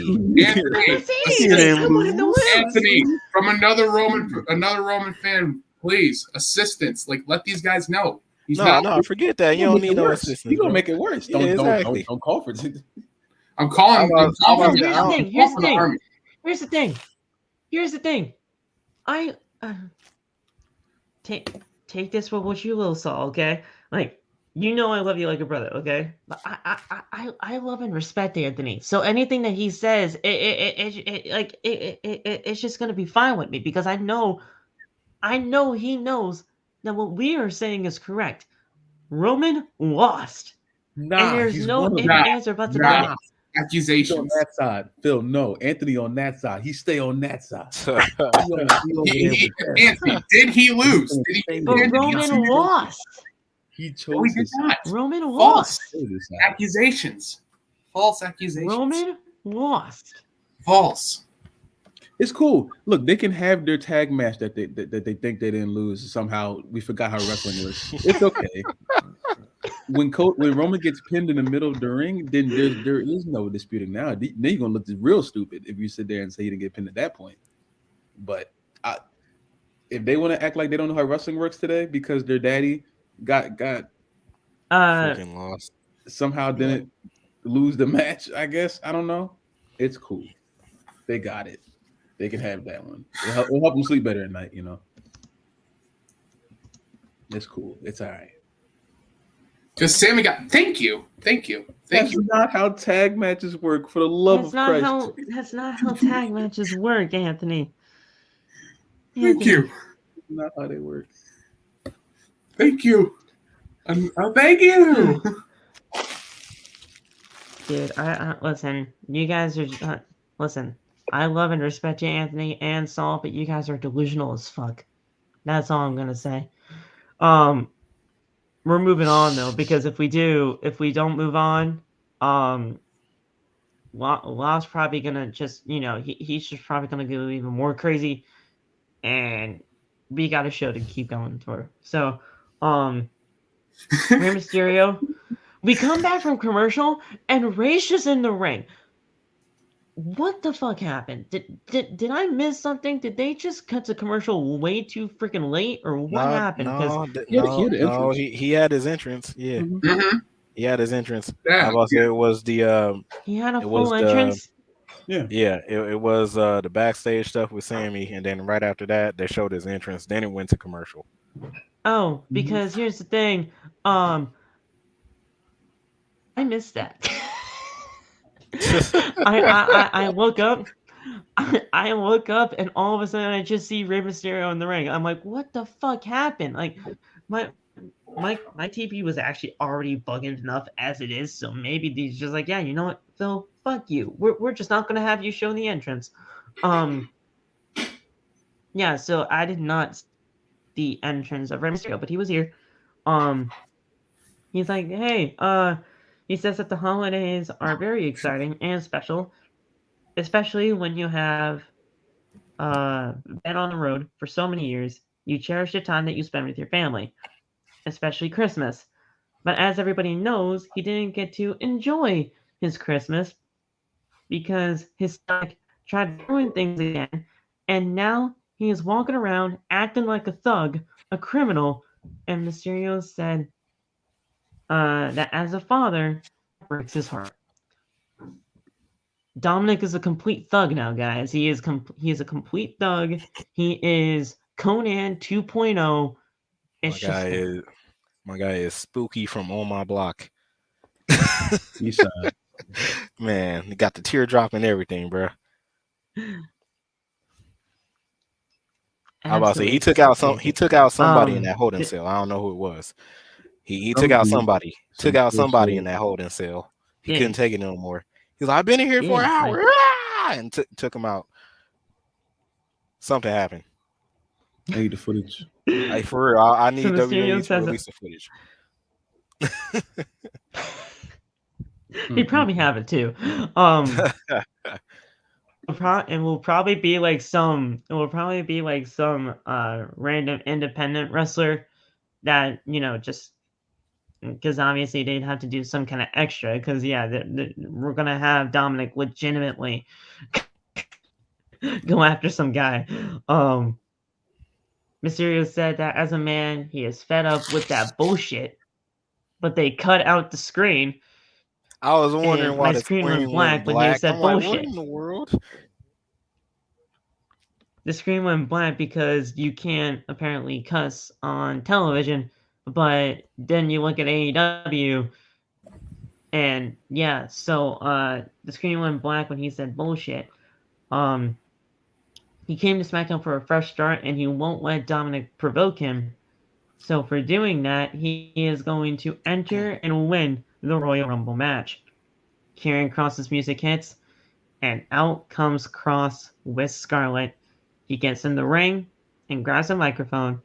He tells Rey that he was listening to him talking about goals, and someone like Rey needs goals. The Royal Rumble is coming up, and 17 years ago, Rey won the Rumble. He's sure that was a special moment for him, but it was also a special moment for his son Dominic. Kross says that his father is a real-life superhero. He goes out and wins the big one, but Rey was never around Dominic when he was a kid to know if it was special for him. Good stuff there. He and Scarlett were talking, and they need to know at the end of the day, who does he hate more? His son Dominic, or for growing up and not being like him, or for growing up and being I got no idea that for growing up for being like him. That makes no sense. Ray trips Kross into the ropes. He's going to go for a 619, but Scarlett grabs Kross and gets him out of the way. Kross puts on the cross jacket on Rey Mysterio, and Mysterio's basically out. He falls asleep. He's basically dead in the middle of the ring. And Kross, he's going after Rey Mysterio. I like where they're going with this. I do. I like where they're going with this. Yeah. They're gonna meet in the Rumble for sure, obviously, and we're gonna see where things go there. Obviously, Rey and Dominic will meet in the Rumble as well. That's just inevitable. Where do we go from here, though? Where do we go from here? Do we get a match with Rey and Karrion? Do we get it at the Rumble, or do we just get it at the Go Home show? The Go Home show. And then we go into the Rumble match. They're fighting at the Go Home show. Oh, that was already confirmed. Mm-hmm. Oh. Yeah. Yeah. Man, I missed a lot. I missed a lot of freaking details. Yeah, Damn, I was about to say it would be better if they do it at the Go Home show anyway, so that way, like, Dominic and Rey could have their moment in the Rumble instead of, right. So. Yeah. If that was confirmed, guys, I apologize. I missed that detail too. So. There's two matches that they moved to the Go Home show. I forget what the other one was. I think I don't know. Is it Charlotte and Sonya? No, it's not Charlotte and Sonya. I don't know what it is, but I know they set two matches. Oh, I think they may be starting the tag team tournament either next week or the week after that, because they're doing Sheamus and Drew versus the Stinky Viking Raiders. So that's next week. That's next week's SmackDown. I did hear that one. Okay. So yeah, so Drew and Sheamus versus the Viking Raiders happens next week in the tournament, and it is only for the SmackDown Tag Team Championships, that tournament. So they're splitting the goddamn titles. Finally. So that means at some point the Usos are gonna have to lose, and I think they're gonna get their Judgment Day very soon. I just think that. Oh no. I think Judgment Day actually gets it. I do. I really hope so. I really hope so. I think Judgment Day gets it. Obviously, the Usos will retain the SmackDown Tag Team titles depending on whoever wins the tournament. And then we will get the Usos versus Sami and KO for the SmackDown Tag Team titles at Mania. Simple. And then obviously Sami and KO become champions there. And the thing is, though, like, I'm not even mad that we're actually going to be separating the titles anymore, because of the fact of the matter is, we actually have tag team divisions now. Before, unifying the titles actually did kind of make sense because we had no tag teams. But now we do. It should work without a problem, I think, but please things change so quickly. So I pray to the world, don't get the male models them tag team titles, please no, please. Oh, please do. No, no, don't do it. Why you hating? Dude, Triple H, don't do it. Hunter, don't do it. Hunter, don't do it. That would be great. I mean, on TV soon. That'd be awful. Listen, I mean, Mossay and Monswell will be back. Don't worry. Oh God, no! Oh, dear Lord. No, they God, no! Champions. They want these guys. Oh God, no! That's why I'm saying no. Please don't let it happen. I'm praying. Please no. You gotta stop we'll hating. Be back. Stop. No. Toxic yeah, attraction. I need to stop in. No, Y'all need to stop paying for I it. swear, if I see these dudes comes out with Daisy Dukes again, bro, I'm Daisy throw up. Dukes is crazy. Yeah, I'm gonna throw up, bro.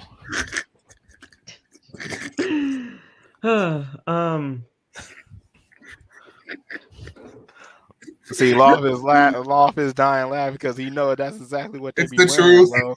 That's exactly what they be wearing. Coming out with Daisy Dukes and spandex, Daisy Dukes like is they're freaking. They're like the main roster version of Pretty Deadly. That's what they are right now. Yeah, bro. Like, Hey, that's hey, exactly hey, what they are. hey, I will not hey, tolerate the Pretty hey, Deadly hey, standard. hey, I will not hey, tolerate. hey, At least Pretty hey, Deadly won the hey, tag team Pretty titles. Deadly is good. Pretty Yes, Deadly talk is to him. good. Talk No, to they're him. not. Something No, we can't they're agree not. on. Listen, Talk to him, Phil. Talk to him about that. Listen, Pretty Deadly. They're Nate, terrible. Nate, What Phil? Pretty What, Phil? Deadly, Pretty Deadly, not tolerated around here. Okay, Pretty Thank Deadly. you. They, as much as people actually do give them flack, they have impressed me over the course of the last. Phil, you see this They may face? not be your cup of That's tea. Hey, Do But you wait- see this face, Phil? I still call him Breezango 2.0. Tag match with the New Day? what they are. You didn't what they like the are. tag team match with the New Day? Breezango 2.0. Because the New Day were in it. The New Day were How in it. did you That's not why. like their match with the New Day? Pretty Deadly is alright. Pretty Deadly is alright. But I'm about to say, yeah. Mm-mm. I can't deal with Their match with the freaking. New Day, bro. Come on now. No. Yeah. That match was good. I was about to say Pretty Deadly is You okay. like the match. Don't give me that I was shit. I can't deal with the freaking maximum male models though. Like I said, if they come out with Daisy Dukes again with freaking like fishnets and spandex and all the other X's that they be wearing, They're gonna put like, glitter on the tag titles if they ever win it, if they ever did win it or whatever. Like, bro, they gonna have glitter on their body and glitter on the tag titles. Like, what in the like? No, I can't deal with it, bro. I was about to say, and they gonna, and then like when they do win the titles, they gonna come out with juice guns or something like that. Like, no, stop, stop, no. Nate. No. They're gonna have Nate. I'm not about to have that, Phil. Hold on. I'm not about to have that. I'm not having that. Y'all liked it when Morrison and Miz did it. Y'all like that, right? Yeah, when Morrison and Miz did it, that was fine. How? Okay, here's the thing. Oh, man. Nate. Oh my God. Nate. I forgot about Here's that. the thing. Yeah. Nate, Johnny drip. Here's bro. the thing. I've seen Johnny. I've seen Johnny. And listen, Oh my God. I've seen Johnny on the Independents. Okay? Johnny still has the drip stick. He squirted you? Oh my God. He squirted Johnny you. still does the drip stick.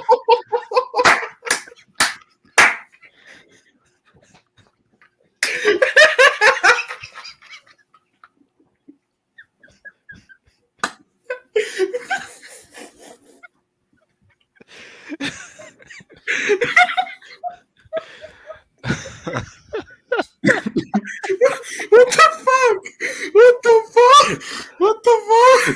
Oh my God, bro. That's crazy. We got that clip. Did somebody get that clip? Oh my God. Somebody must have clipped that shit. Like my guy Corbin said, moist. No, we're not. We're okay. No. We are not turning this around on me. We are not turning it around. We are not turning this around on me. You were the one that said it. You were the one that said it. You were the one that said that he squirted you. You were the one that said it. You.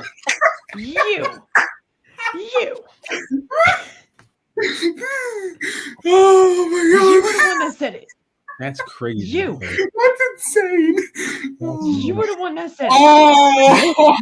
Oh my God. You were the one that said it. You were were the one that hyped. said that thing. You were hyped because No. you think from the independent scene. So he squirted you with the drip stick. That's all I said. Stop. No. That's all I said. First all I of said is all- he squirted you. That's all I said. First of all, see, you turned that around on me though. That was your fault. Stop. I never said that he did. I never said that he did. All I know is I asked you if he squirted you, and you didn't answer. I was dying laughing because I did not want to hear it. All you have to do is say no. So pretty much, Phil, what you're saying is accusations towards Love. False accusations. It's too late now. Everyone thinks he squirted them. Stop. Yeah, because you said it. I asked you a question. All you had to say was yes or no. You didn't say anything, so. And I was trying to answer, but I was dying laughing. Whose fault is that? Because you said that he squirted me. Whose fault is that? Oh man. Which is not true. He didn't squirt me. Nah, man. Nah. Because I was in the bleachers and I was not on the floor. I was in the bleachers. Yo, this is getting worse. It's getting worse. Oh my god, bro. That was his reasoning. He was like, "Nah, I'm up too high." I was up too high. Yeah, I wasn't expecting him to squirt me. That's crazy. I was too high. Oh my god! Why are we the way we are? Why are we the way we are? Phil got moist at the show, and he's mad at me. I don't know. He got moist at the show. No.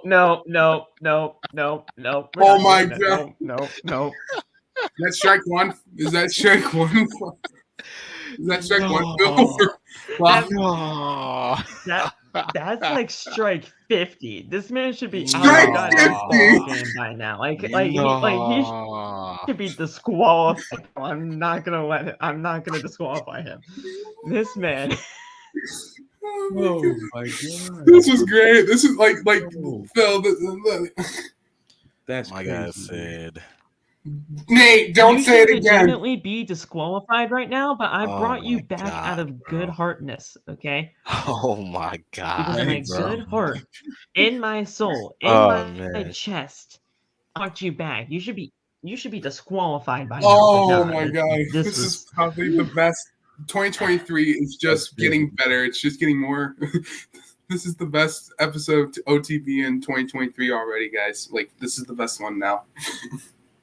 My God said, "Oh my God." Okay, so let's move on. Let's move on. Okay. Of course. This next segment, Emma, Maxine, and they were all just talking to Liv. Like, listen, Liv, we know you're brave and all, but starting at number one, that's honestly just kind of stupid, And and Maxine says that she doesn't even stand a chance. In comes Raquel, who says that the best strategy would be to actually enter last. Someone with Liv's size would have a better chance to succeed that way. Raquel says that she was built for stuff like this. Liv says that she got her palm read the other day. If you could see this little line right here, and then she just slaps the fuck out of Raquel for no fucking reason. I'm like, dude, that first of all, that was A, not nice, and B, she definitely did not deserve that. So I don't understand where you were coming from with any of that. I want some of that. And she challenged Raquel to a match. Raquel.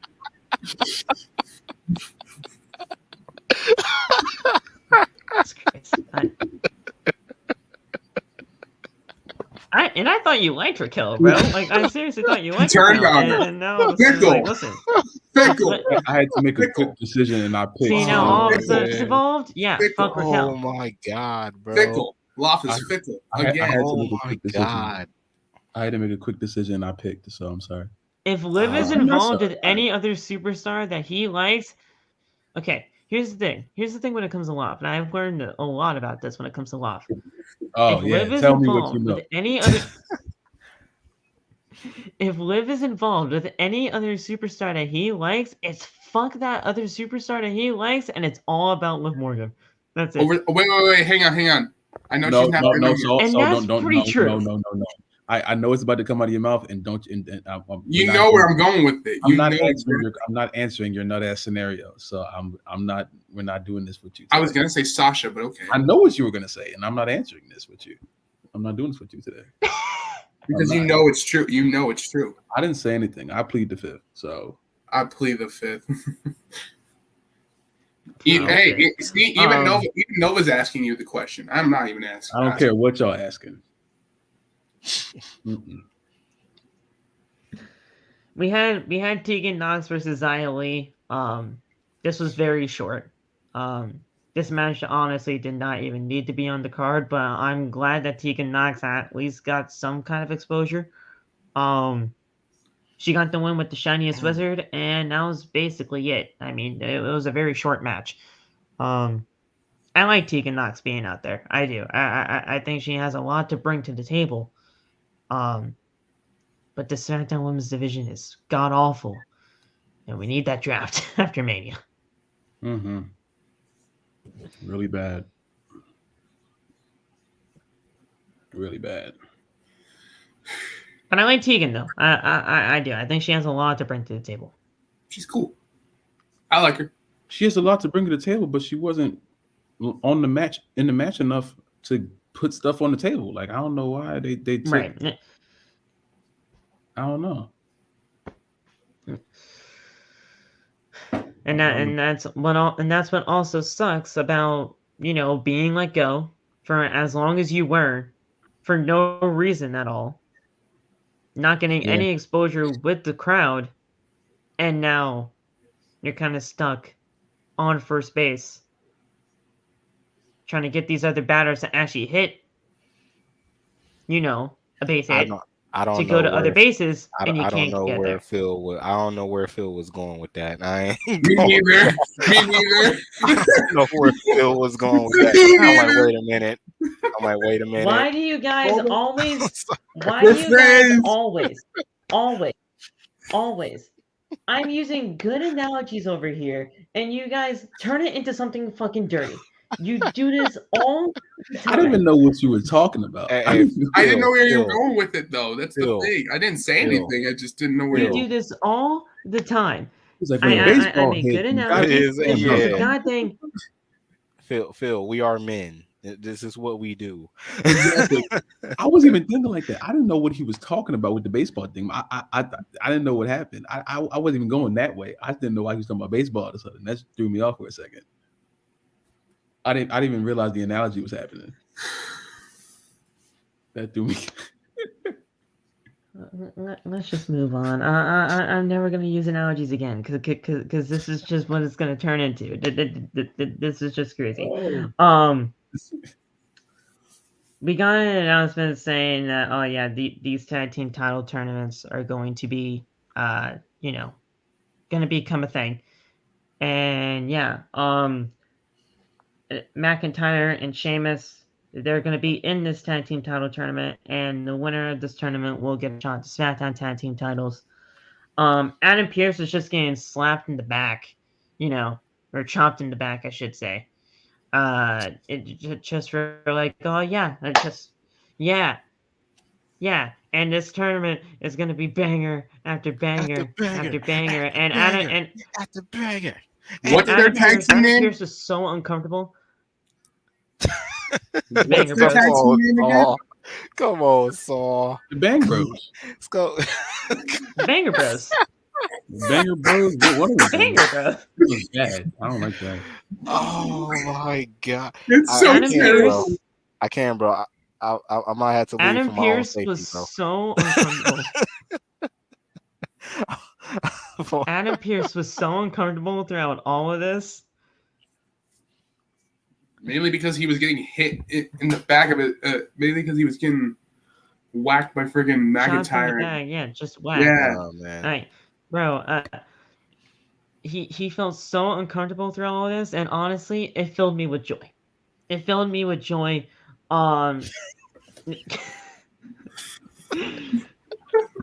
Because this man blocked me on Twitter.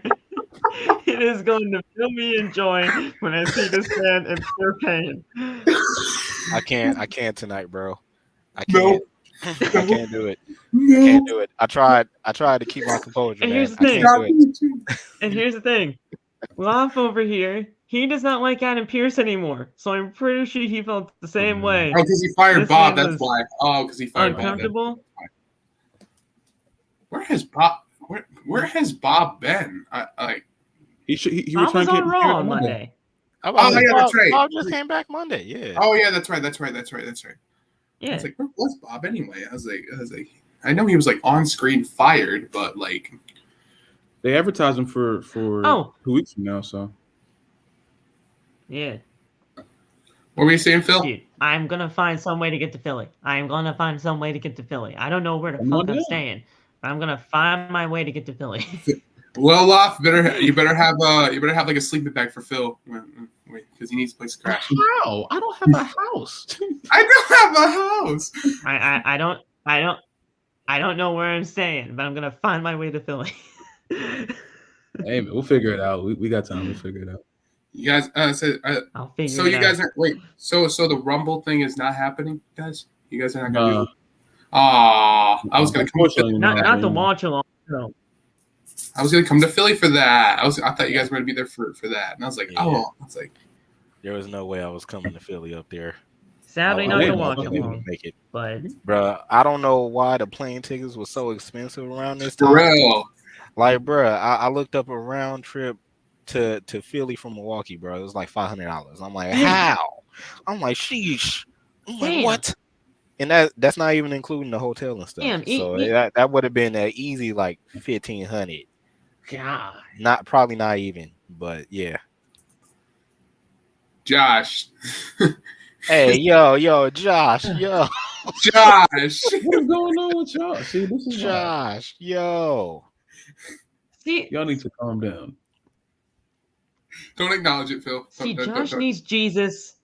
Yes, get the Bible out. Get the Bible out. And it's gonna be Sunday soon, guys. So Josh, you better head over there. It's gonna be Sunday. Banger brutes. Ew. The banger brutes. Ew. And that's even worse. That's Zay, worse. like, I was bro. just about to say that is worse. The banger brutes. Nova, same thing with you. It's gonna be Sunday. So it's gonna be Sunday. Well, we gotta go through Saturday. Then we get Sunday. But over, watch your mouth. Watch your mouth real quick. Watch your mouth. Thank you. Watch your mouth. Okay. After commercial break, the lights go out in the arena, and out comes Mr. Bray Wyatt. Yes. Great. I was singing the song. It's a good. Know the song. No, crap. You guys gotta. Hold on one sec. Hold up. Wait. Don't play it. Don't play it. Don't play it. Oh, the light. Oh crap. Hold on. Oh, the light. There we go. There you go. Hang on, I gotta do it with him. Hang on. I have to do it with him. I have to follow. I don't know where my phone is, so There you go. I'll do it. Hey, when you guys go to I'm gonna say this right here. Hey, SummerSlam's gonna be in Detroit. I know Loft's not gonna go because he doesn't like Detroit for some reason. I thought SummerSlam was gonna be in Tennessee. That was last year. It's gonna be in Detroit now. I thought it was gonna be in Nashville again. Is it? I thought they said they were talking about bringing it. Nashville. I think Detroit's like the year after that. Oh, okay. Now I know. Okay.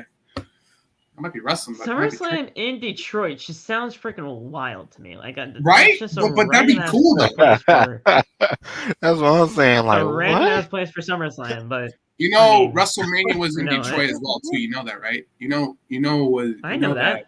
Yeah. I know that. I was about to say Twice. Saw. That was WrestleMania 23. No, that's WrestleMania. Yeah, that was a WrestleMania. Yeah, no, two WrestleManias have been in Michigan.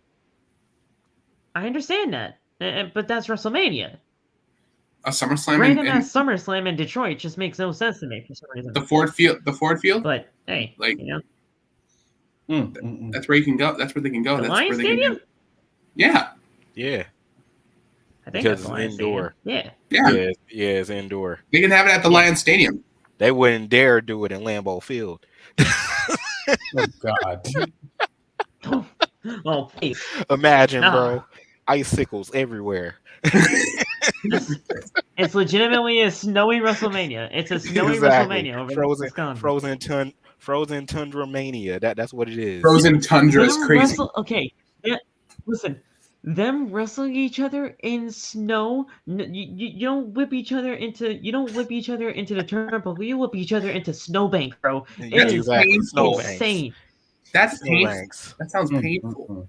And then watch, SummerSlam's going to be in Wisconsin, Nate. You're going to be happy one day. You're going to be happy one day. I'm about to say, I would gladly have SummerSlam in Wisconsin. Any other thing any other pay-per-view in Wisconsin, I'll probably say no. Can they have it at the Packers Stadium? Just for their safety. Huh?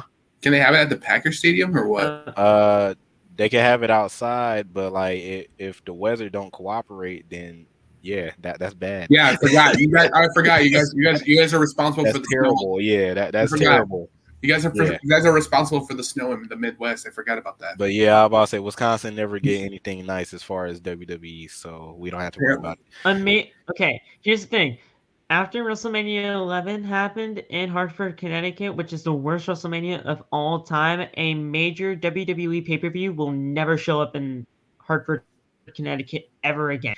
That WrestleMania is obviously looked at as one of the worst WrestleManias of all time. Nobody will ever go to Hartford ever again because of that night. No, Stanford's where Hartford, you guys Connecticut is legitimately. That's that's Bridgeport. And we do sometimes have stuff at the XL Center, but it's very rare because of the fact that Hartford, Connecticut had WrestleMania 11, and that is legitimately the worst WrestleMania of all time. No major WWE pay-per-view will ever go to Connecticut ever again. Wow, it's crazy. It's absolutely crazy. Supernova. SummerSlam in South Dakota sounds crazy. They're gonna be right next to the. They're gonna be right next to the Mount Rushmore. Watch. If they don't book Dakota Kai on that show, that's just a crime. Right? That's just wrong. That's just right, wrong. Bro. That's dumb. Yeah. You gotta have Dakota in Dakota. I'm sorry. For real. Yeah. See, Phil gets it. Phil gets it. Phil gets it. What is wrong with y'all? Like honestly, I didn't say anything. I agree with him. I agree with Phil. A lot of things went wrong with the show tonight. A lot of things. And I agree with you though. You know what? Dakota in Dakota, like I can't, bro. A lot of things went wrong with the show tonight, and the fact of the matter is, it all started with y'all because you guys thought dirty, and it was not my fault. So I'm just gonna say it like that. I didn't even do anything. That's what it is. But you did. But you said I didn't do it. You definitely did. You definitely did. Locke did it. No, you didn't. I walked away. I'm not here, so we're good. I didn't do a damn thing in this house. I didn't do a damn thing in this house. Just thrown out like Jazz from Fresh Prince.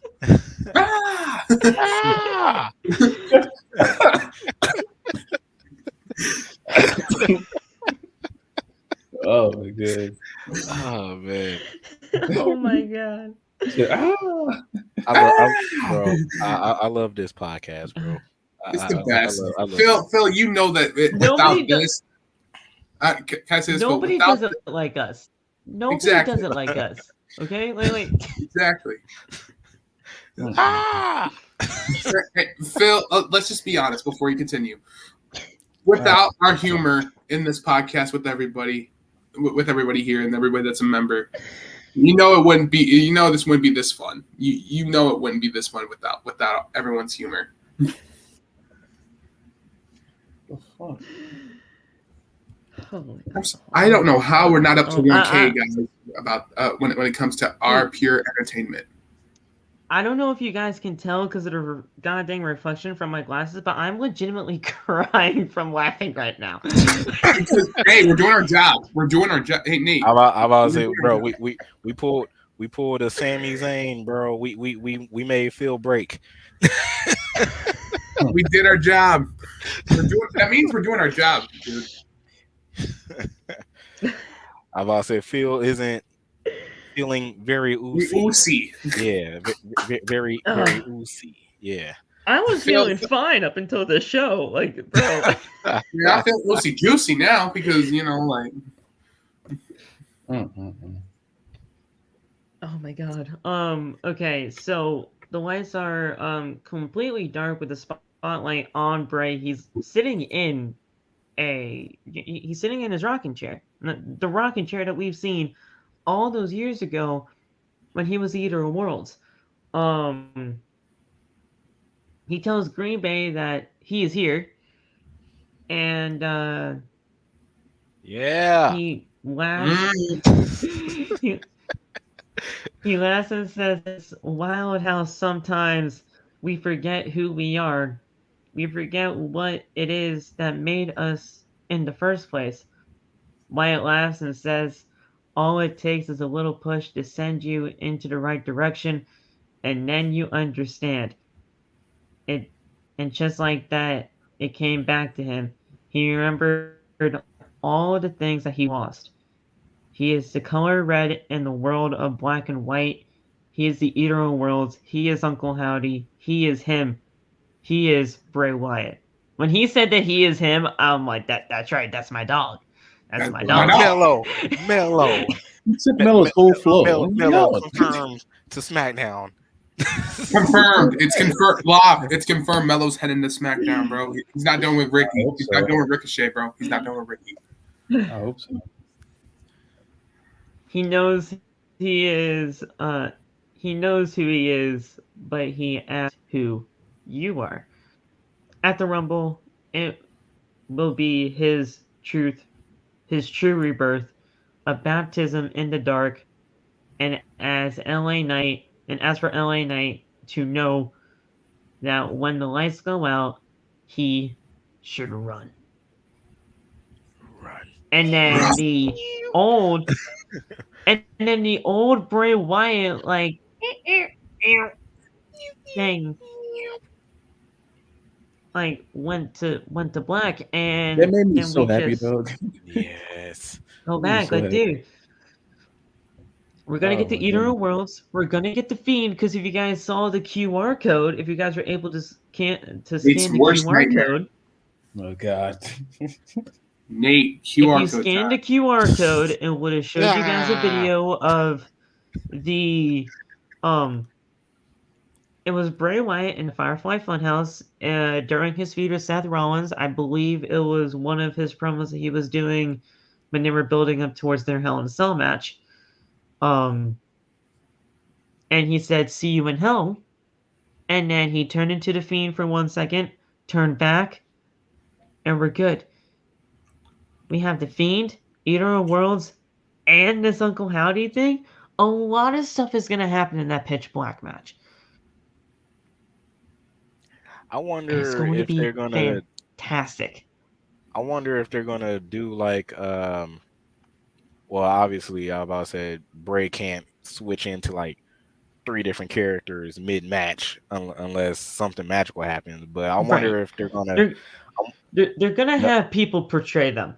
For sure. Yeah, I was wondering if they were going to do like some of the match, maybe like cinematic or something like that, or have like some type of cinematic that could be element. Something. Yeah, like some type of cinematic element where like Bray could go back to like the Eater of Worlds Bray, and then like all of a sudden he just shows up at the Fiend, and then he's back to his normal self. Then he go back to Firefly Funhouse Bray, and like all this other stuff. Like it got to be something where they just either add in like people to portray, or like they do like some type of cinematic thing where they have him like go backstage and change, or something like that.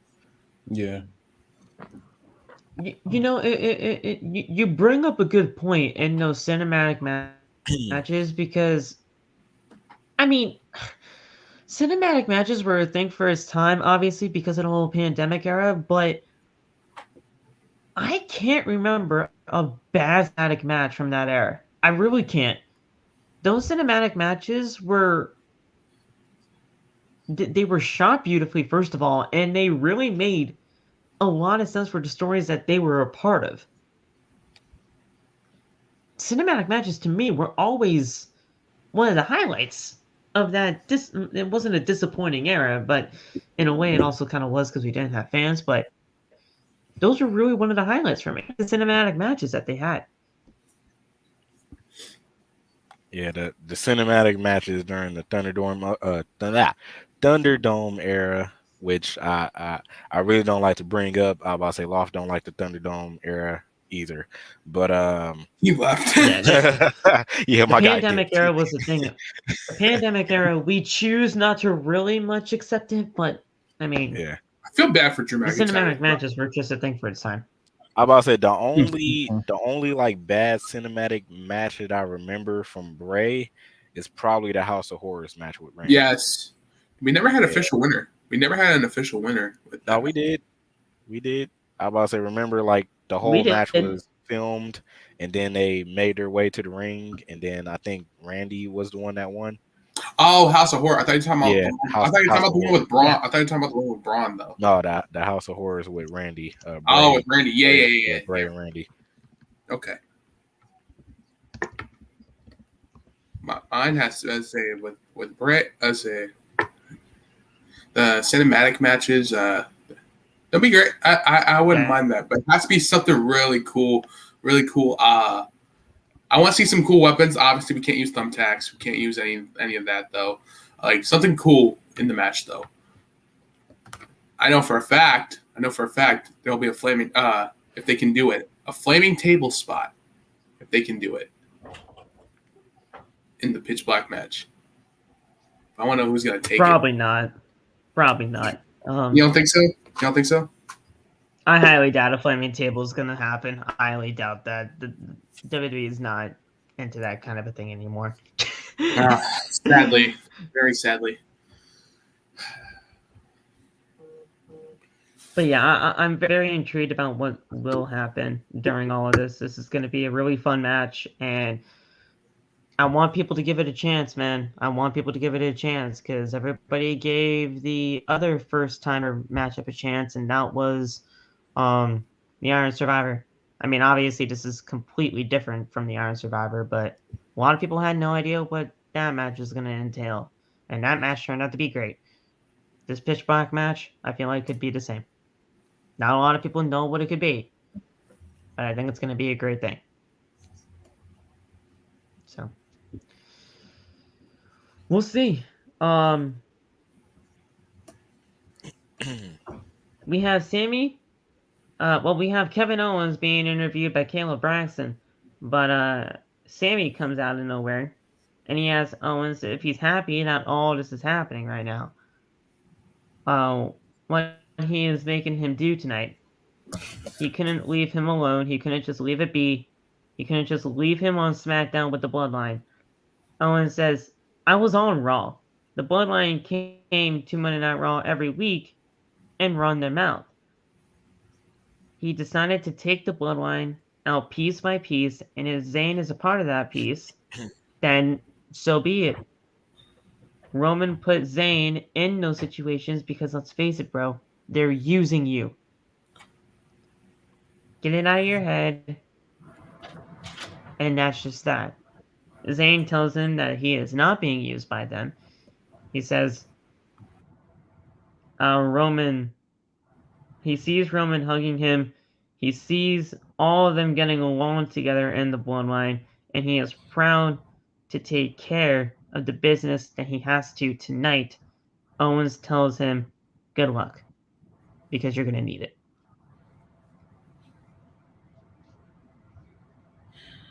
I love everything that they're doing with Sami and KO. That's just, it just has to be said. All the stuff they're doing with them is great. I hope it ends the right way. That's all I really hope for. Yeah. Raquel and Liv after this. I know Love has a lot to say about this match. I do kind of want to just hear him say it first. No, it wasn't. No, it's just. This match should have been longer. I did not understand the whole Liv gets the table but doesn't get to use the table. I'm like, why would you pull a table out in the no DQ match?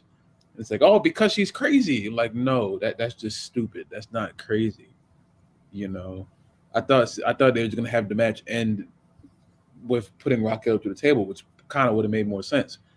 But just having her not use the table at all, and the table just standing out there, it looked like I was playing 2K22, and I just decided not to use the table anymore. Like it was just, it was like a fucking video game. It's like playing 2K22. Why would you not use the table if you just put that out there? And it lets Raquel just power bomb her through the ground, and she lost. So I'm like, I don't understand what that does for either one of them, but cool, I guess. I don't know. In a way, I don't like the way Liv's momentum is going ever since losing to Ronda. I like the character arc. I think her character arc is very interesting, but I need her to start winning more matches, or at least have an actual match that ends in a correct way instead of Liv bringing out a table and then not using it and then going back in the ring to get her freaking neck broke off. That doesn't make any sense to me. So, if this character arc is going to turn her dark in any way, let it actually happen. There's nothing to me that's actually signifying her changing in any way other than her, just... I mean, yeah, she's going all crazy. But if you're going all crazy and you're still losing, you're still just that. You're a loser. Yeah, and and that's in no disrespect to Liv. That's just what she's being portrayed as, a loser. I don't want her to spiral into that Nikki Ash part of it. That Nikki Kross, Nikki Ash. TRASH. Spiral to that part. That's bad. That's bad, man. That's really bad. Yeah. I don't want her to turn that way.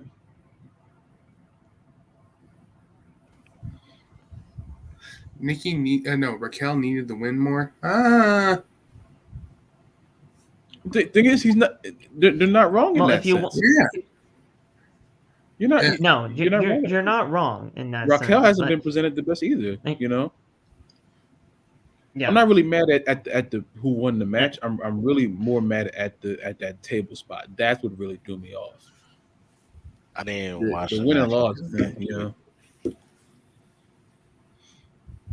What Loff is saying is true. The match was not really totally all that long. I mean, it got longer than what I thought it probably was going to be, but it definitely was not as long as I thought it could have gone. But with Sami and KO in the main event, of course I was going to get a lot of time.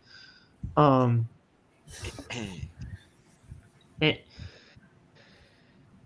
don't know. Honestly, here's the thing. To me, if two people really need a win, or if two people are really not in the best way, booking-wise, don't book them against each other. Because if you do, you're booking yourself into a corner, and you're obviously going to make one person look worse. Possibly both, if things don't go the way they plan.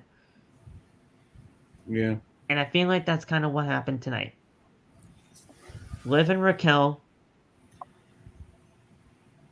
even though one person won tonight technically, you still technically lost. Because now, what the fuck do you do? Revisit it at the Rumble, I guess. I was gonna say revisit the Rumble. That seemed like that's the only way to do it. It makes sense. It would make sense.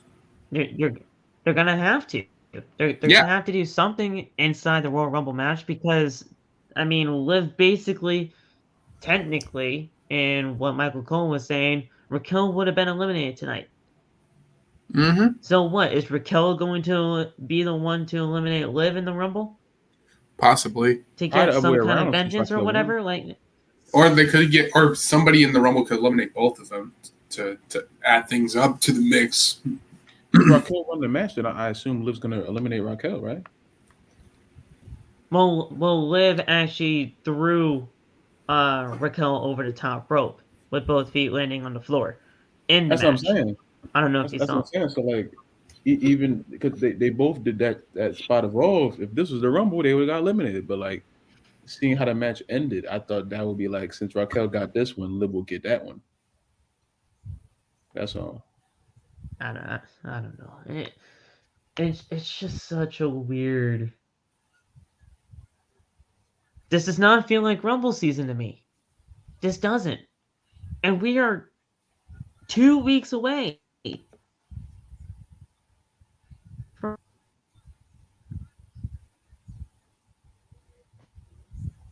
I don't know. We got 4 more shows until the Rumble match. This is not Rumble season. I can't gauge the Rumble season. Well, I get excited for the Rumble either way. So it's just like, yeah, like same. Like the Rumble is still my favorite pay-per-view. yeah. The only problem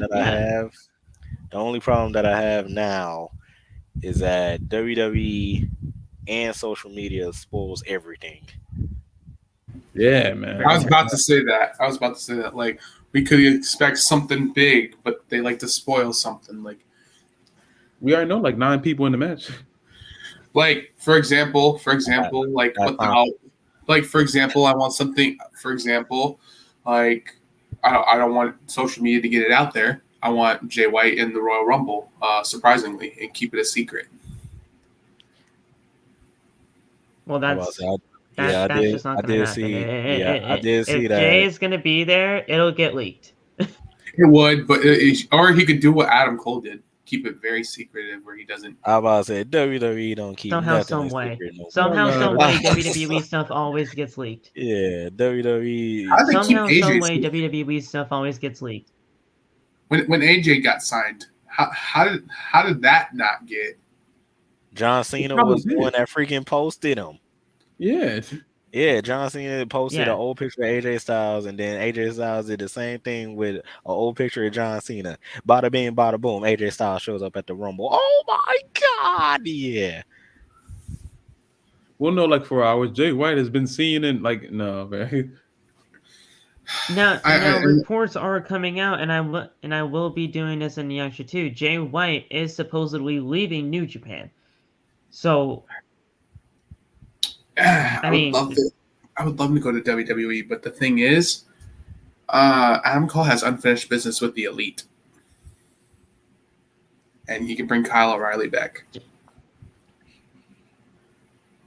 The thing is that I don't know how Jay White would fit a hell of a lot more in WWE than AEW. I'm telling you that right now. I was gonna say that. Like, I don't know how New Japan wrestlers will fit in WWE compared to AEW. I know how they did with AJ Styles, because AJ Styles is freaking AJ Styles. Like, he's that guy. But like, I'm talking about with other like New Japan wrestlers, like such as like Jay White, Kenny Omega. I don't know how they would do in WWE. But doesn't he have a contract with Impact too? If I'm correct. As far as I'm aware of, no, he has no more contractual obligations with Impact. Okay, just wondering because considering they had Bullet Club, Yeah, but that's basically Chris Bay's job now, and Chris Bay, love you, brother. Hey. But Jay White, I feel like, is a Triple H made guy. You look at Jay White and you think of somebody like a Triple H. Triple H would love a guy like Jay White in you his, would treat him like royalty. repertoire of superstars. You would treat him like royalty. Like in his tree. Exactly. I think Jay White would fit perfectly in WWE rather than AEW because of the fact of that really saturated roster, and we all know that to be the case now. Him Intercontinental champion. I like the sign of that. Actually. Jay White just fits like a Triple H guy. He just really But yeah, we'll see where things go. My prediction for a surprise entrant is obviously Matt Cardona. Matt Cardona has to show up at the Rumble somehow, some way. They have to make that work. Because they just signed TLC. Because you're not. He's gonna be there. He literally says on Yeah, Twitter. because he signed. Oh no, Nate! But no, you can't do that. No, you can't do that. No. He disowned that. You cannot bring him back as Zack Ryder. You can't do that. Not bring him back as Zack Ryder, because if you do, your credibility goes downhill. It does. Downhill, and it'll never return. Why do you think? Hey Phil, why do you think Kane pushed him down? Pushed him off the stage with that when he was in that wheelchair? Why do you think? Why do you think that happened? Because that's where it led to. Because Eve Torres. He did nothing wrong. He did nothing wrong. It was Eve Torres' fault. And it's he's like, that's right. Listen. John Cena said it best. He lost a broski for a hoski. That's true. You're right. It was mean, man. I just woo. That was a catchy song. Dude, that song was a banger. More of a banger than Alex Riley's theme? Come on now. Come on. Who didn't like Alex Riley? This song was a freaking banger. Good. Raquel won with the hot bomb, and you're good to go. Raquel won. We're good there. Adam Pearce and Sonya Deville were backstage. Sonya's like, "Hey, Adam, fuck you. I want a rematch." Adam's like, "No, fuck you. I want a rematch." Damn. Well, all right then. He's like, "Hey, Adam, you bitch! I want a rematch." No. Adam was like, "Bitch, no. Go in the Rumble, get your shot that way." He's like, "No, go in the Rumble, get your shot that way." And she's like, "I'm gonna find a way to make this match official, Adam." And then what happens? She just leaves. And then she just leaves. And I'm like, all right, well, what the fuck was that for? For real? And Adam Pearce was probably thinking in his head, is like, why'd you say fuck me for? I did nothing wrong. I think she was doing that, Phil. I think she was doing that because she was probably defending you for blocking you on Twitter. I think Sonya did you a favor. You know what? No, listen. See, you know what? Now I like Sonya Deville. Because she was standing up for the short kings out there. Look at that. Short kings. I like you, Sonya. That's wild. That's crazy. I like you, Sonya. I can't relate. I'm sorry. I cannot relate. I can't relate. I mean, hey Phil, I'm sorry to say this, but man, I guess that song does fit for you. It's a small world after all. I'm playing. Okay, yeah, no, that's strike. That's a strike. That's a strike. Oh, that's man. a strike. Nah. Yo, You legitimately sung "It's a Small World." Nah. Why is Zia Li looking so good on my Instagram right now, bro? Wait, turn your phone off. Damn. Hey, turn your phone off. Turn your phone Bro, off. no. I was texting my best friend because it's her birthday today. So Can I get to the yams? You made it to Zia Li's page. Yeah, and then yeah. Look at her, bro. Oh my god. Are you getting to the yams? Whoa, wait a second, Nate. Huh? Nate, What? hold Huh? on. Take the phone away What? for a second. Take the phone away for a second. Yeah. What? You just changed. Oh yeah, I had this under my hoodie. I just took my hoodie off. Just changed wardrobe. You do a wardrobe change? What? You did not have that hat on. You did not have that hat on. You did not have that hat on. Yes, I did. I had it backwards. You did not have that hat on. I had my hat on. I had my hat on. Like, now he's making sense. Yeah, I had my hat on backwards. I didn't have it forwards. You look like Chris Brown in the Kiss Kiss video. Wow! Wow! See, Nate. Personally, I wouldn't take that disrespect, dude. I wouldn't. Get it with me. Oh my god. Me personally, I wouldn't take that. They want that this. Nah. Oh my god! This man's actually dancing. This man's actually dancing. Bro, don't get me started, Me bro. personally, I know the music video, my guy. I know the music video. I know the steps. You know what I'm he saying? knows the steps. That's crazy. I'm about to say, bro, me in elementary school, I was trying to be that man. You know How many times have you hey, hang on. Before we continue, Phil, how many times have you danced to wall when you were younger? I'm talking to you, Nate. That's top 10. Oh, you talking to me? Yeah. Oh, wall to wall, bro. I don't even know. I can't even count. That was amazing song. That's amazing. All right, I about to say, bro. That's enough for me as it is. Bro, I about to say Chris Brown made me. We came back from commercial. Boy. Boy. Oh Jesus Christ. So we came back for a commercial break, and Charlotte's just, we're just doing normal things on Friday Night SmackDown, just fighting backstage.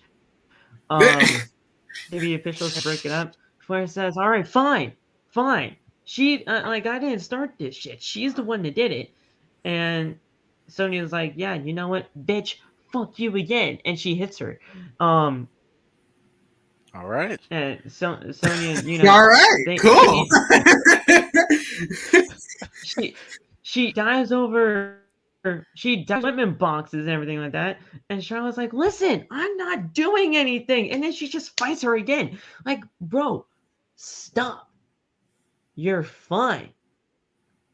Get over it. It's over. And WWE officials finally break it up. Like, you guys should have had this done 2 times over. For real. You had to do it on the 3rd time. You had to get freaking Jamie Noble. You had to get freaking Jamie Noble and Fit Finlay to break it up. Like, those guys go through a lot. I saw Curtis over there. Like, yeah, my guy Curtis actually. My guy Curtis. My guy Michael McGillicuddy. My guy Michael McGillicuddy. Yes.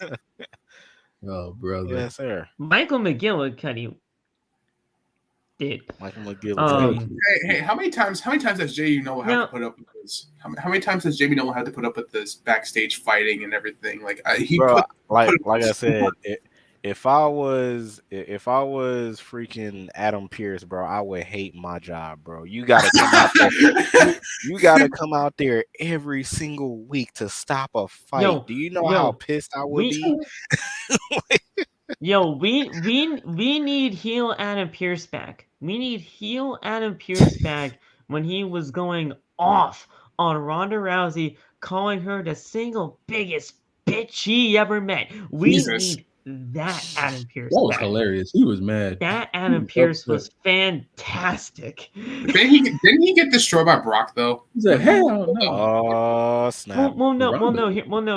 Here's the thing. He got put in an armbar after that. But the fact of the matter is that he had the balls to say it to Ronda Rousey. He had the balls to say anything that the WWE fans were thinking at that time. That she was the single biggest bitch that he ever met. Wow. And it was just great. My guy Adam Pearce went black on Ronda Rousey, bro. Went black. That's crazy. That's insane. But he's not wrong. He's not wrong. Why he sound like that? No, like what? No. That's the single biggest bitch I ever met. Wait. When he was a heel, didn't he get tossed around like by Brock though when he was trying to be a heel to Brock? And I was like, he's like, yeah, nah. That's and got his pants ripped. Yeah, that too. He got his pants ripped off him. Yeah. He got his pants ripped off him. He got into an armbar from Ronda Rousey after calling her the single biggest bitch she ever met. It's crazy. Is that my guy Ciampa? My guy Tommaso. He's getting ready. They ain't ready. Getting ready. They ain't ready for the Rumble. Getting ready. They ain't ready for it. They ain't ready for it. Wait. Listen, Triple H. I know you listen. If Tommaso's ready for Rumble, no one will survive. Will survive. Yes. Has to come out. Has to come out. Well, no, okay? no, they're not going. They're not gonna do that because they changed freaking Johnny Gargano's theme song. Yeah, that's right. They replaced Rebel Heart. That like was it's still Rebel Heart, but it's like a different version of Rebel Heart. That was tragic. Which is that was trash. tragic. Which is hot garbage. That was Rebel stupid. Rebel Heart. Okay, here's the thing. Here's the thing. If you can't do No One Will Survive, all you gotta do, no music. No Survive music. will no one. Just have him come out to no music. Era Tommaso Ciampa, when he came out to no music. That was cold. That was cold. I don't know if you guys ever watched NXT by no music. No music Ciampa was one of the best Ciampas I have ever seen. Chicago. This dude got booed out of buildings so loud. That was just cold. The music of his music was the loud boos that he got in every arena that he was in. That was just cold. Incredible. He gotta have heat to come out with no music now, though. If he can't do that now, he would have like maximum heat for him to try that now and like for it to work. That'd be even better. That would develop him even more. That would make him the biggest heel in WWE. He would have to have. He would have to have massive heat. He was the biggest heel in WWE at that time. I'm not. Yeah, I know. If he at that point in time, he was. If he does it again, pulls that off, bro. That Chicago street fight still hurts me. That DDT from the exposed wood, and then Johnny Gargano's head went on the mat. I go back and watch all those matches. Yeah, me too. Those matches, I go back and watch all of them every single year. The Chicago street fight's my favorite one. So good, bro. Oh my god. Johnny Gargano's match with Andrade was. Hey, listen, Phil, Andrade and Johnny Gargano was bomb. Yep, dude, trust me, I know all about Johnny Gargano. Dude, like legitimately, NXT was way better than Raw and SmackDown at that time. You could not convince me otherwise. If they ever bring back Black and Gold, and if Triple H ever brings back Black and Gold, and tries to bring Jay White into the WWE, and Black and Gold could be his roster. Jay White would never go to NXT. If you're bringing Jay White to WWE, I'm about to say that's like he's going to the main roster. That's like throwing freaking AJ Styles in NXT. He didn't go. I'm about to say the only time AJ Styles went was when he was fighting Grayson Waller. It was a good match, by the way. That was a really good match. It was a good match, yeah, but he wasn't in developmental, is what Nate is saying. Jay White does not need developmental at all. So he would go to the main roster. It was like a third brand though. It would be like when Adam Cole was like Black and Gold. Like it would be something similar. If you want to bring Jay White in for like whatever Jinder Mahal, honestly, he should stay there. Jinder kind of surprised me on NXT. My guy is here. I was like, oh snap! My guy Jinder. We had and Phil, we're not going to hinder the Jinder every Tuesday. We're gonna embrace Jinder every day, every Tuesday. Absolutely. Him being with Sega, that might actually work for him. So I'm actually kind of fine with it. I found out the real reason why Veer wasn't there too. It was he got released. No, he didn't get released. I saw that on Facebook. Veer's not released. No, he didn't get released. His dad passed away. Oh, gotcha. Well, R.I.P. to Veer's father. I apologize there. Well, Saul thought you got released. We're not trying to spread false rumors. He got released. No, I thought that's what I saw. I saw it, but I guess it was false. I'm guessing it was. It said one of them got released. I was like, false. Where did you hear that from? It was a false. There was a false on Twitter, but I think you got. You gotta stay off Twitter, man. It's bad. It is bad. Just gotta stay off Twitter. Especially Phil's tweets every single time on Dynamite pops on. Damn. Phil be live tweeting, bro. I'm like, oh my. Mad tweeting, bro. Mad tweeting, bro. And this dude Phil tweets like how he be on the podcast, bro. Listen, I don't agree with this person. This person sucks. You need to do this and this and this. I'm like, That's you on Twitter, bro. I'm like, That's calm you down, bro. Oh. Yo, Phil, I see why you got freaking blocked by like so many people. I see now. Hey, but These people are legitimately roasting my ass on my show. He'll be roasting the mess out of people, Phil bro. be tagging. I'm like, bro, why are you tagging their actual accounts? And hey, but he got acknowledged by Jericho though one time though. He's like, fuck Jericho likes me on Twitter. Jericho, see? Jericho likes me on Twitter. Jericho likes me on Twitter. Goldberg. I'm like, damn, why you this dude Phil be like, you know what? Well, listen, I want to get blocked by Goldberg. Well, listen, I want to get blocked by Goldberg. Is that on the bucket list? Is that on the bucket list, Phil? Well, listen, I want to get blocked by Goldberg. So anytime I have to mention him, I'll tag him. I'll do that. Prepared to see him at WrestleMania Access in Philly when you go to WrestleMania 40. Be prepared when you see him at WrestleMania Access. Phil can get pulled up on by everyone he added on Twitter. They're going like jumping. It's not gonna be good. He live in Connecticut. Let's pull up. Talking about hot shit on KO Twitter. and Sammy. This match was incredible. Mm-hmm. Yes, sir. I can watch Sammy and Kevin. KO and Sammy. This match was great, just like any other match that they've had. I mean, we've seen this match countless amount of times, but honestly, it just does not. It doesn't get old. It does not get old. Or at least to me, it doesn't. It doesn't get old to me. For me. I just like the rivalry that these guys have. It never gets old for me. I always love the rivalry.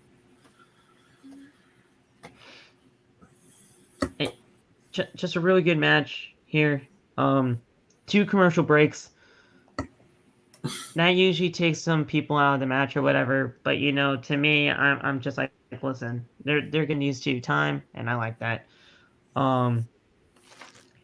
Owens, he goes for a cover after a brainbuster off the top rope, but Zayn kicks out. Both men with right hands to each other. Zayn hits 2 exploder suplexes. In come the Usos, as Zayn was going to basically be doing a hula kick. But the Usos and Solo Sikoa hit Owens, and that causes a disqualification. During their whole brawl at first, they did hit the 1D, and they go to the outside, and they're basically just going to be taking him out the table. A Samoan spike by Solo Sikoa got him onto the announce table, and the Usos are like, Sammy, we're doing a good now. Come on, bro, dab me up and all that kind of stuff. Do the whole thing. Do. And he's like, all right, I guess, but I wanted him. Solo, he's running across the barricades and everything like that, jumping through the table. Amazing spot there. And they stand tall, putting up the ones as the show goes off the air. And all I have to say, this is brilliant. This is absolutely brilliant because of the fact of Sammy looked concerned for Kevin Owens throughout this entire ordeal. Mm-hmm. That's great. That's great.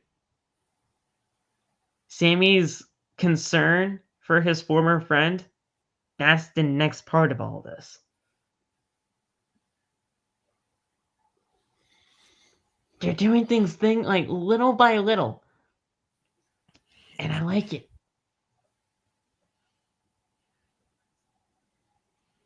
Very slow. Very slow. But to me, it's a good type of slow. Like I'm still very much invested in the whole Sammy and KO stuff. And then watch freaking Roman next week. Sammy, you promised me that you was gonna get another win, and you failed. You failed. You failed. Exactly. You failed. Just come out of nowhere. You failed. I wouldn't. But here's the thing. Here's the thing. I wouldn't have failed if it wasn't for your boys who just attacked him. I had And he him right looks where I at them. wanted him. Yeah, I'm about to Right say where I wanted Sammy him. ain't gonna say that. Yeah, Sammy ain't gonna say that. No, he's gonna save them. Roman, No, he would Roman never. will murder that man. He would never. Because Sam. He- Listen. Sammy's cool. He would cower in the Sammy corner. wouldn't got it. He would cower in the corner for sure. Bro, I about to say they would be down one oos. It would be over. He would cower in the corner for sure. But I love the fact that like he was actually trying to show compassion. Then really good. Man, Paul would just be sitting there like this, like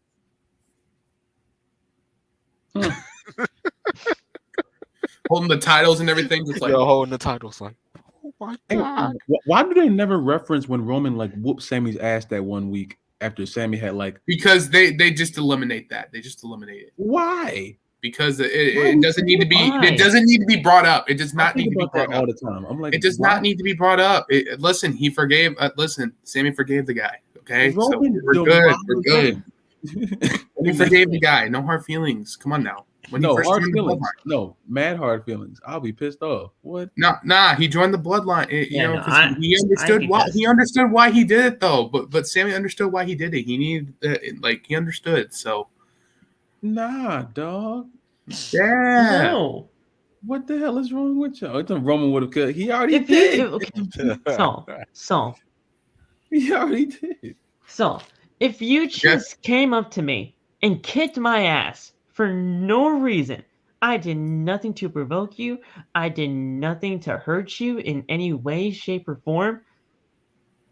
And then weeks later, you're trying to be all buddy with me. You're trying to dam me up, do the whole thing like the Usos and everything like that. You don't think I'm going to just forgive and forget what happened 2 weeks ago? You're gonna forget that part, but it's gonna be hard. I'm gonna be fucking pissed. I'm like, listen, you kicked my ass.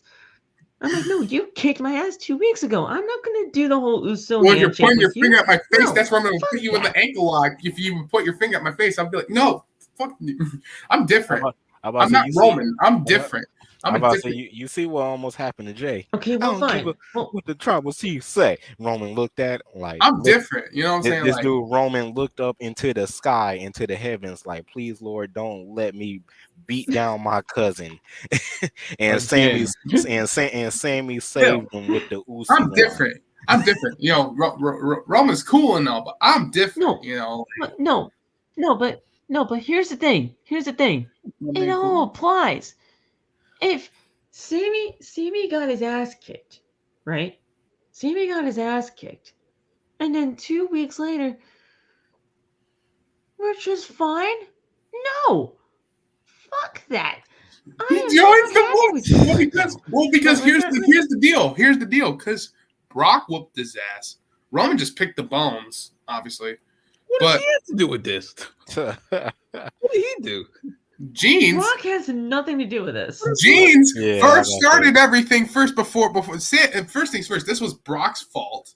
This was Jean's fault. Oh, we can't throw this on Brock now. Yes. This is Brock's fault. If it wasn't for Brock talking to Sammy and Sammy getting involved in this stuff, he wouldn't be in this mess. Sammy, and listen, I love him as the honorary Uso. I love it, but this is all Brock's fault. Yeah. See, Saul just took another level of delusional. For Sammy's this is Brock's fault, not his. This dude Saul, bro. For all you Roman fans out there, this is who representing y'all. Hold on, this is who representing y'all right down here. This delusional guy. It's a damn shame. My guy said it's Brock's fault. Like, listen. What? Okay, Nate and I were cool. We are probably gonna do the whole Usos thing when we. And we're not gonna do it. For the first time. Fuck you guys! And we're not gonna do it.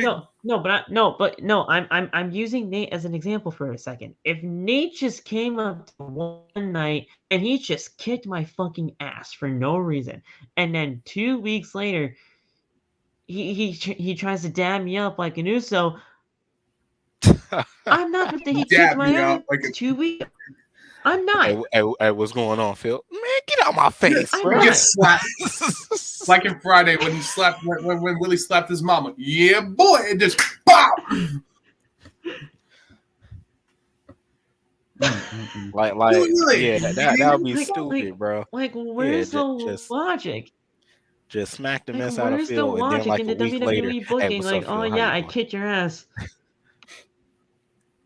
And then we're just all cool again. Like, no. And he fell in line. And he fell in line. Something must have happened that got you But then pissed he off. fell in line though. He fell in line. Acknowledged the tribal chief. Jay had some problems, but it's okay. I am not falling in line to shit. Listen, he fell in line. I'm not falling in line to shit. You kicked my ass. Sammy fell in listen, line. it makes no sense.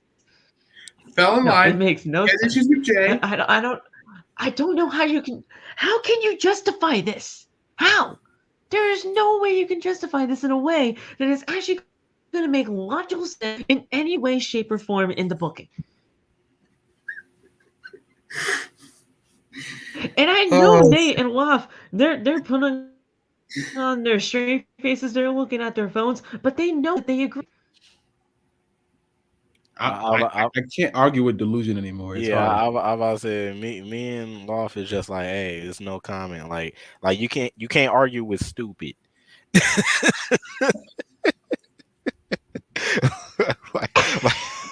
like that's what it is, man. You can't argue with stupid. You can't argue with dumb. All right. Maybe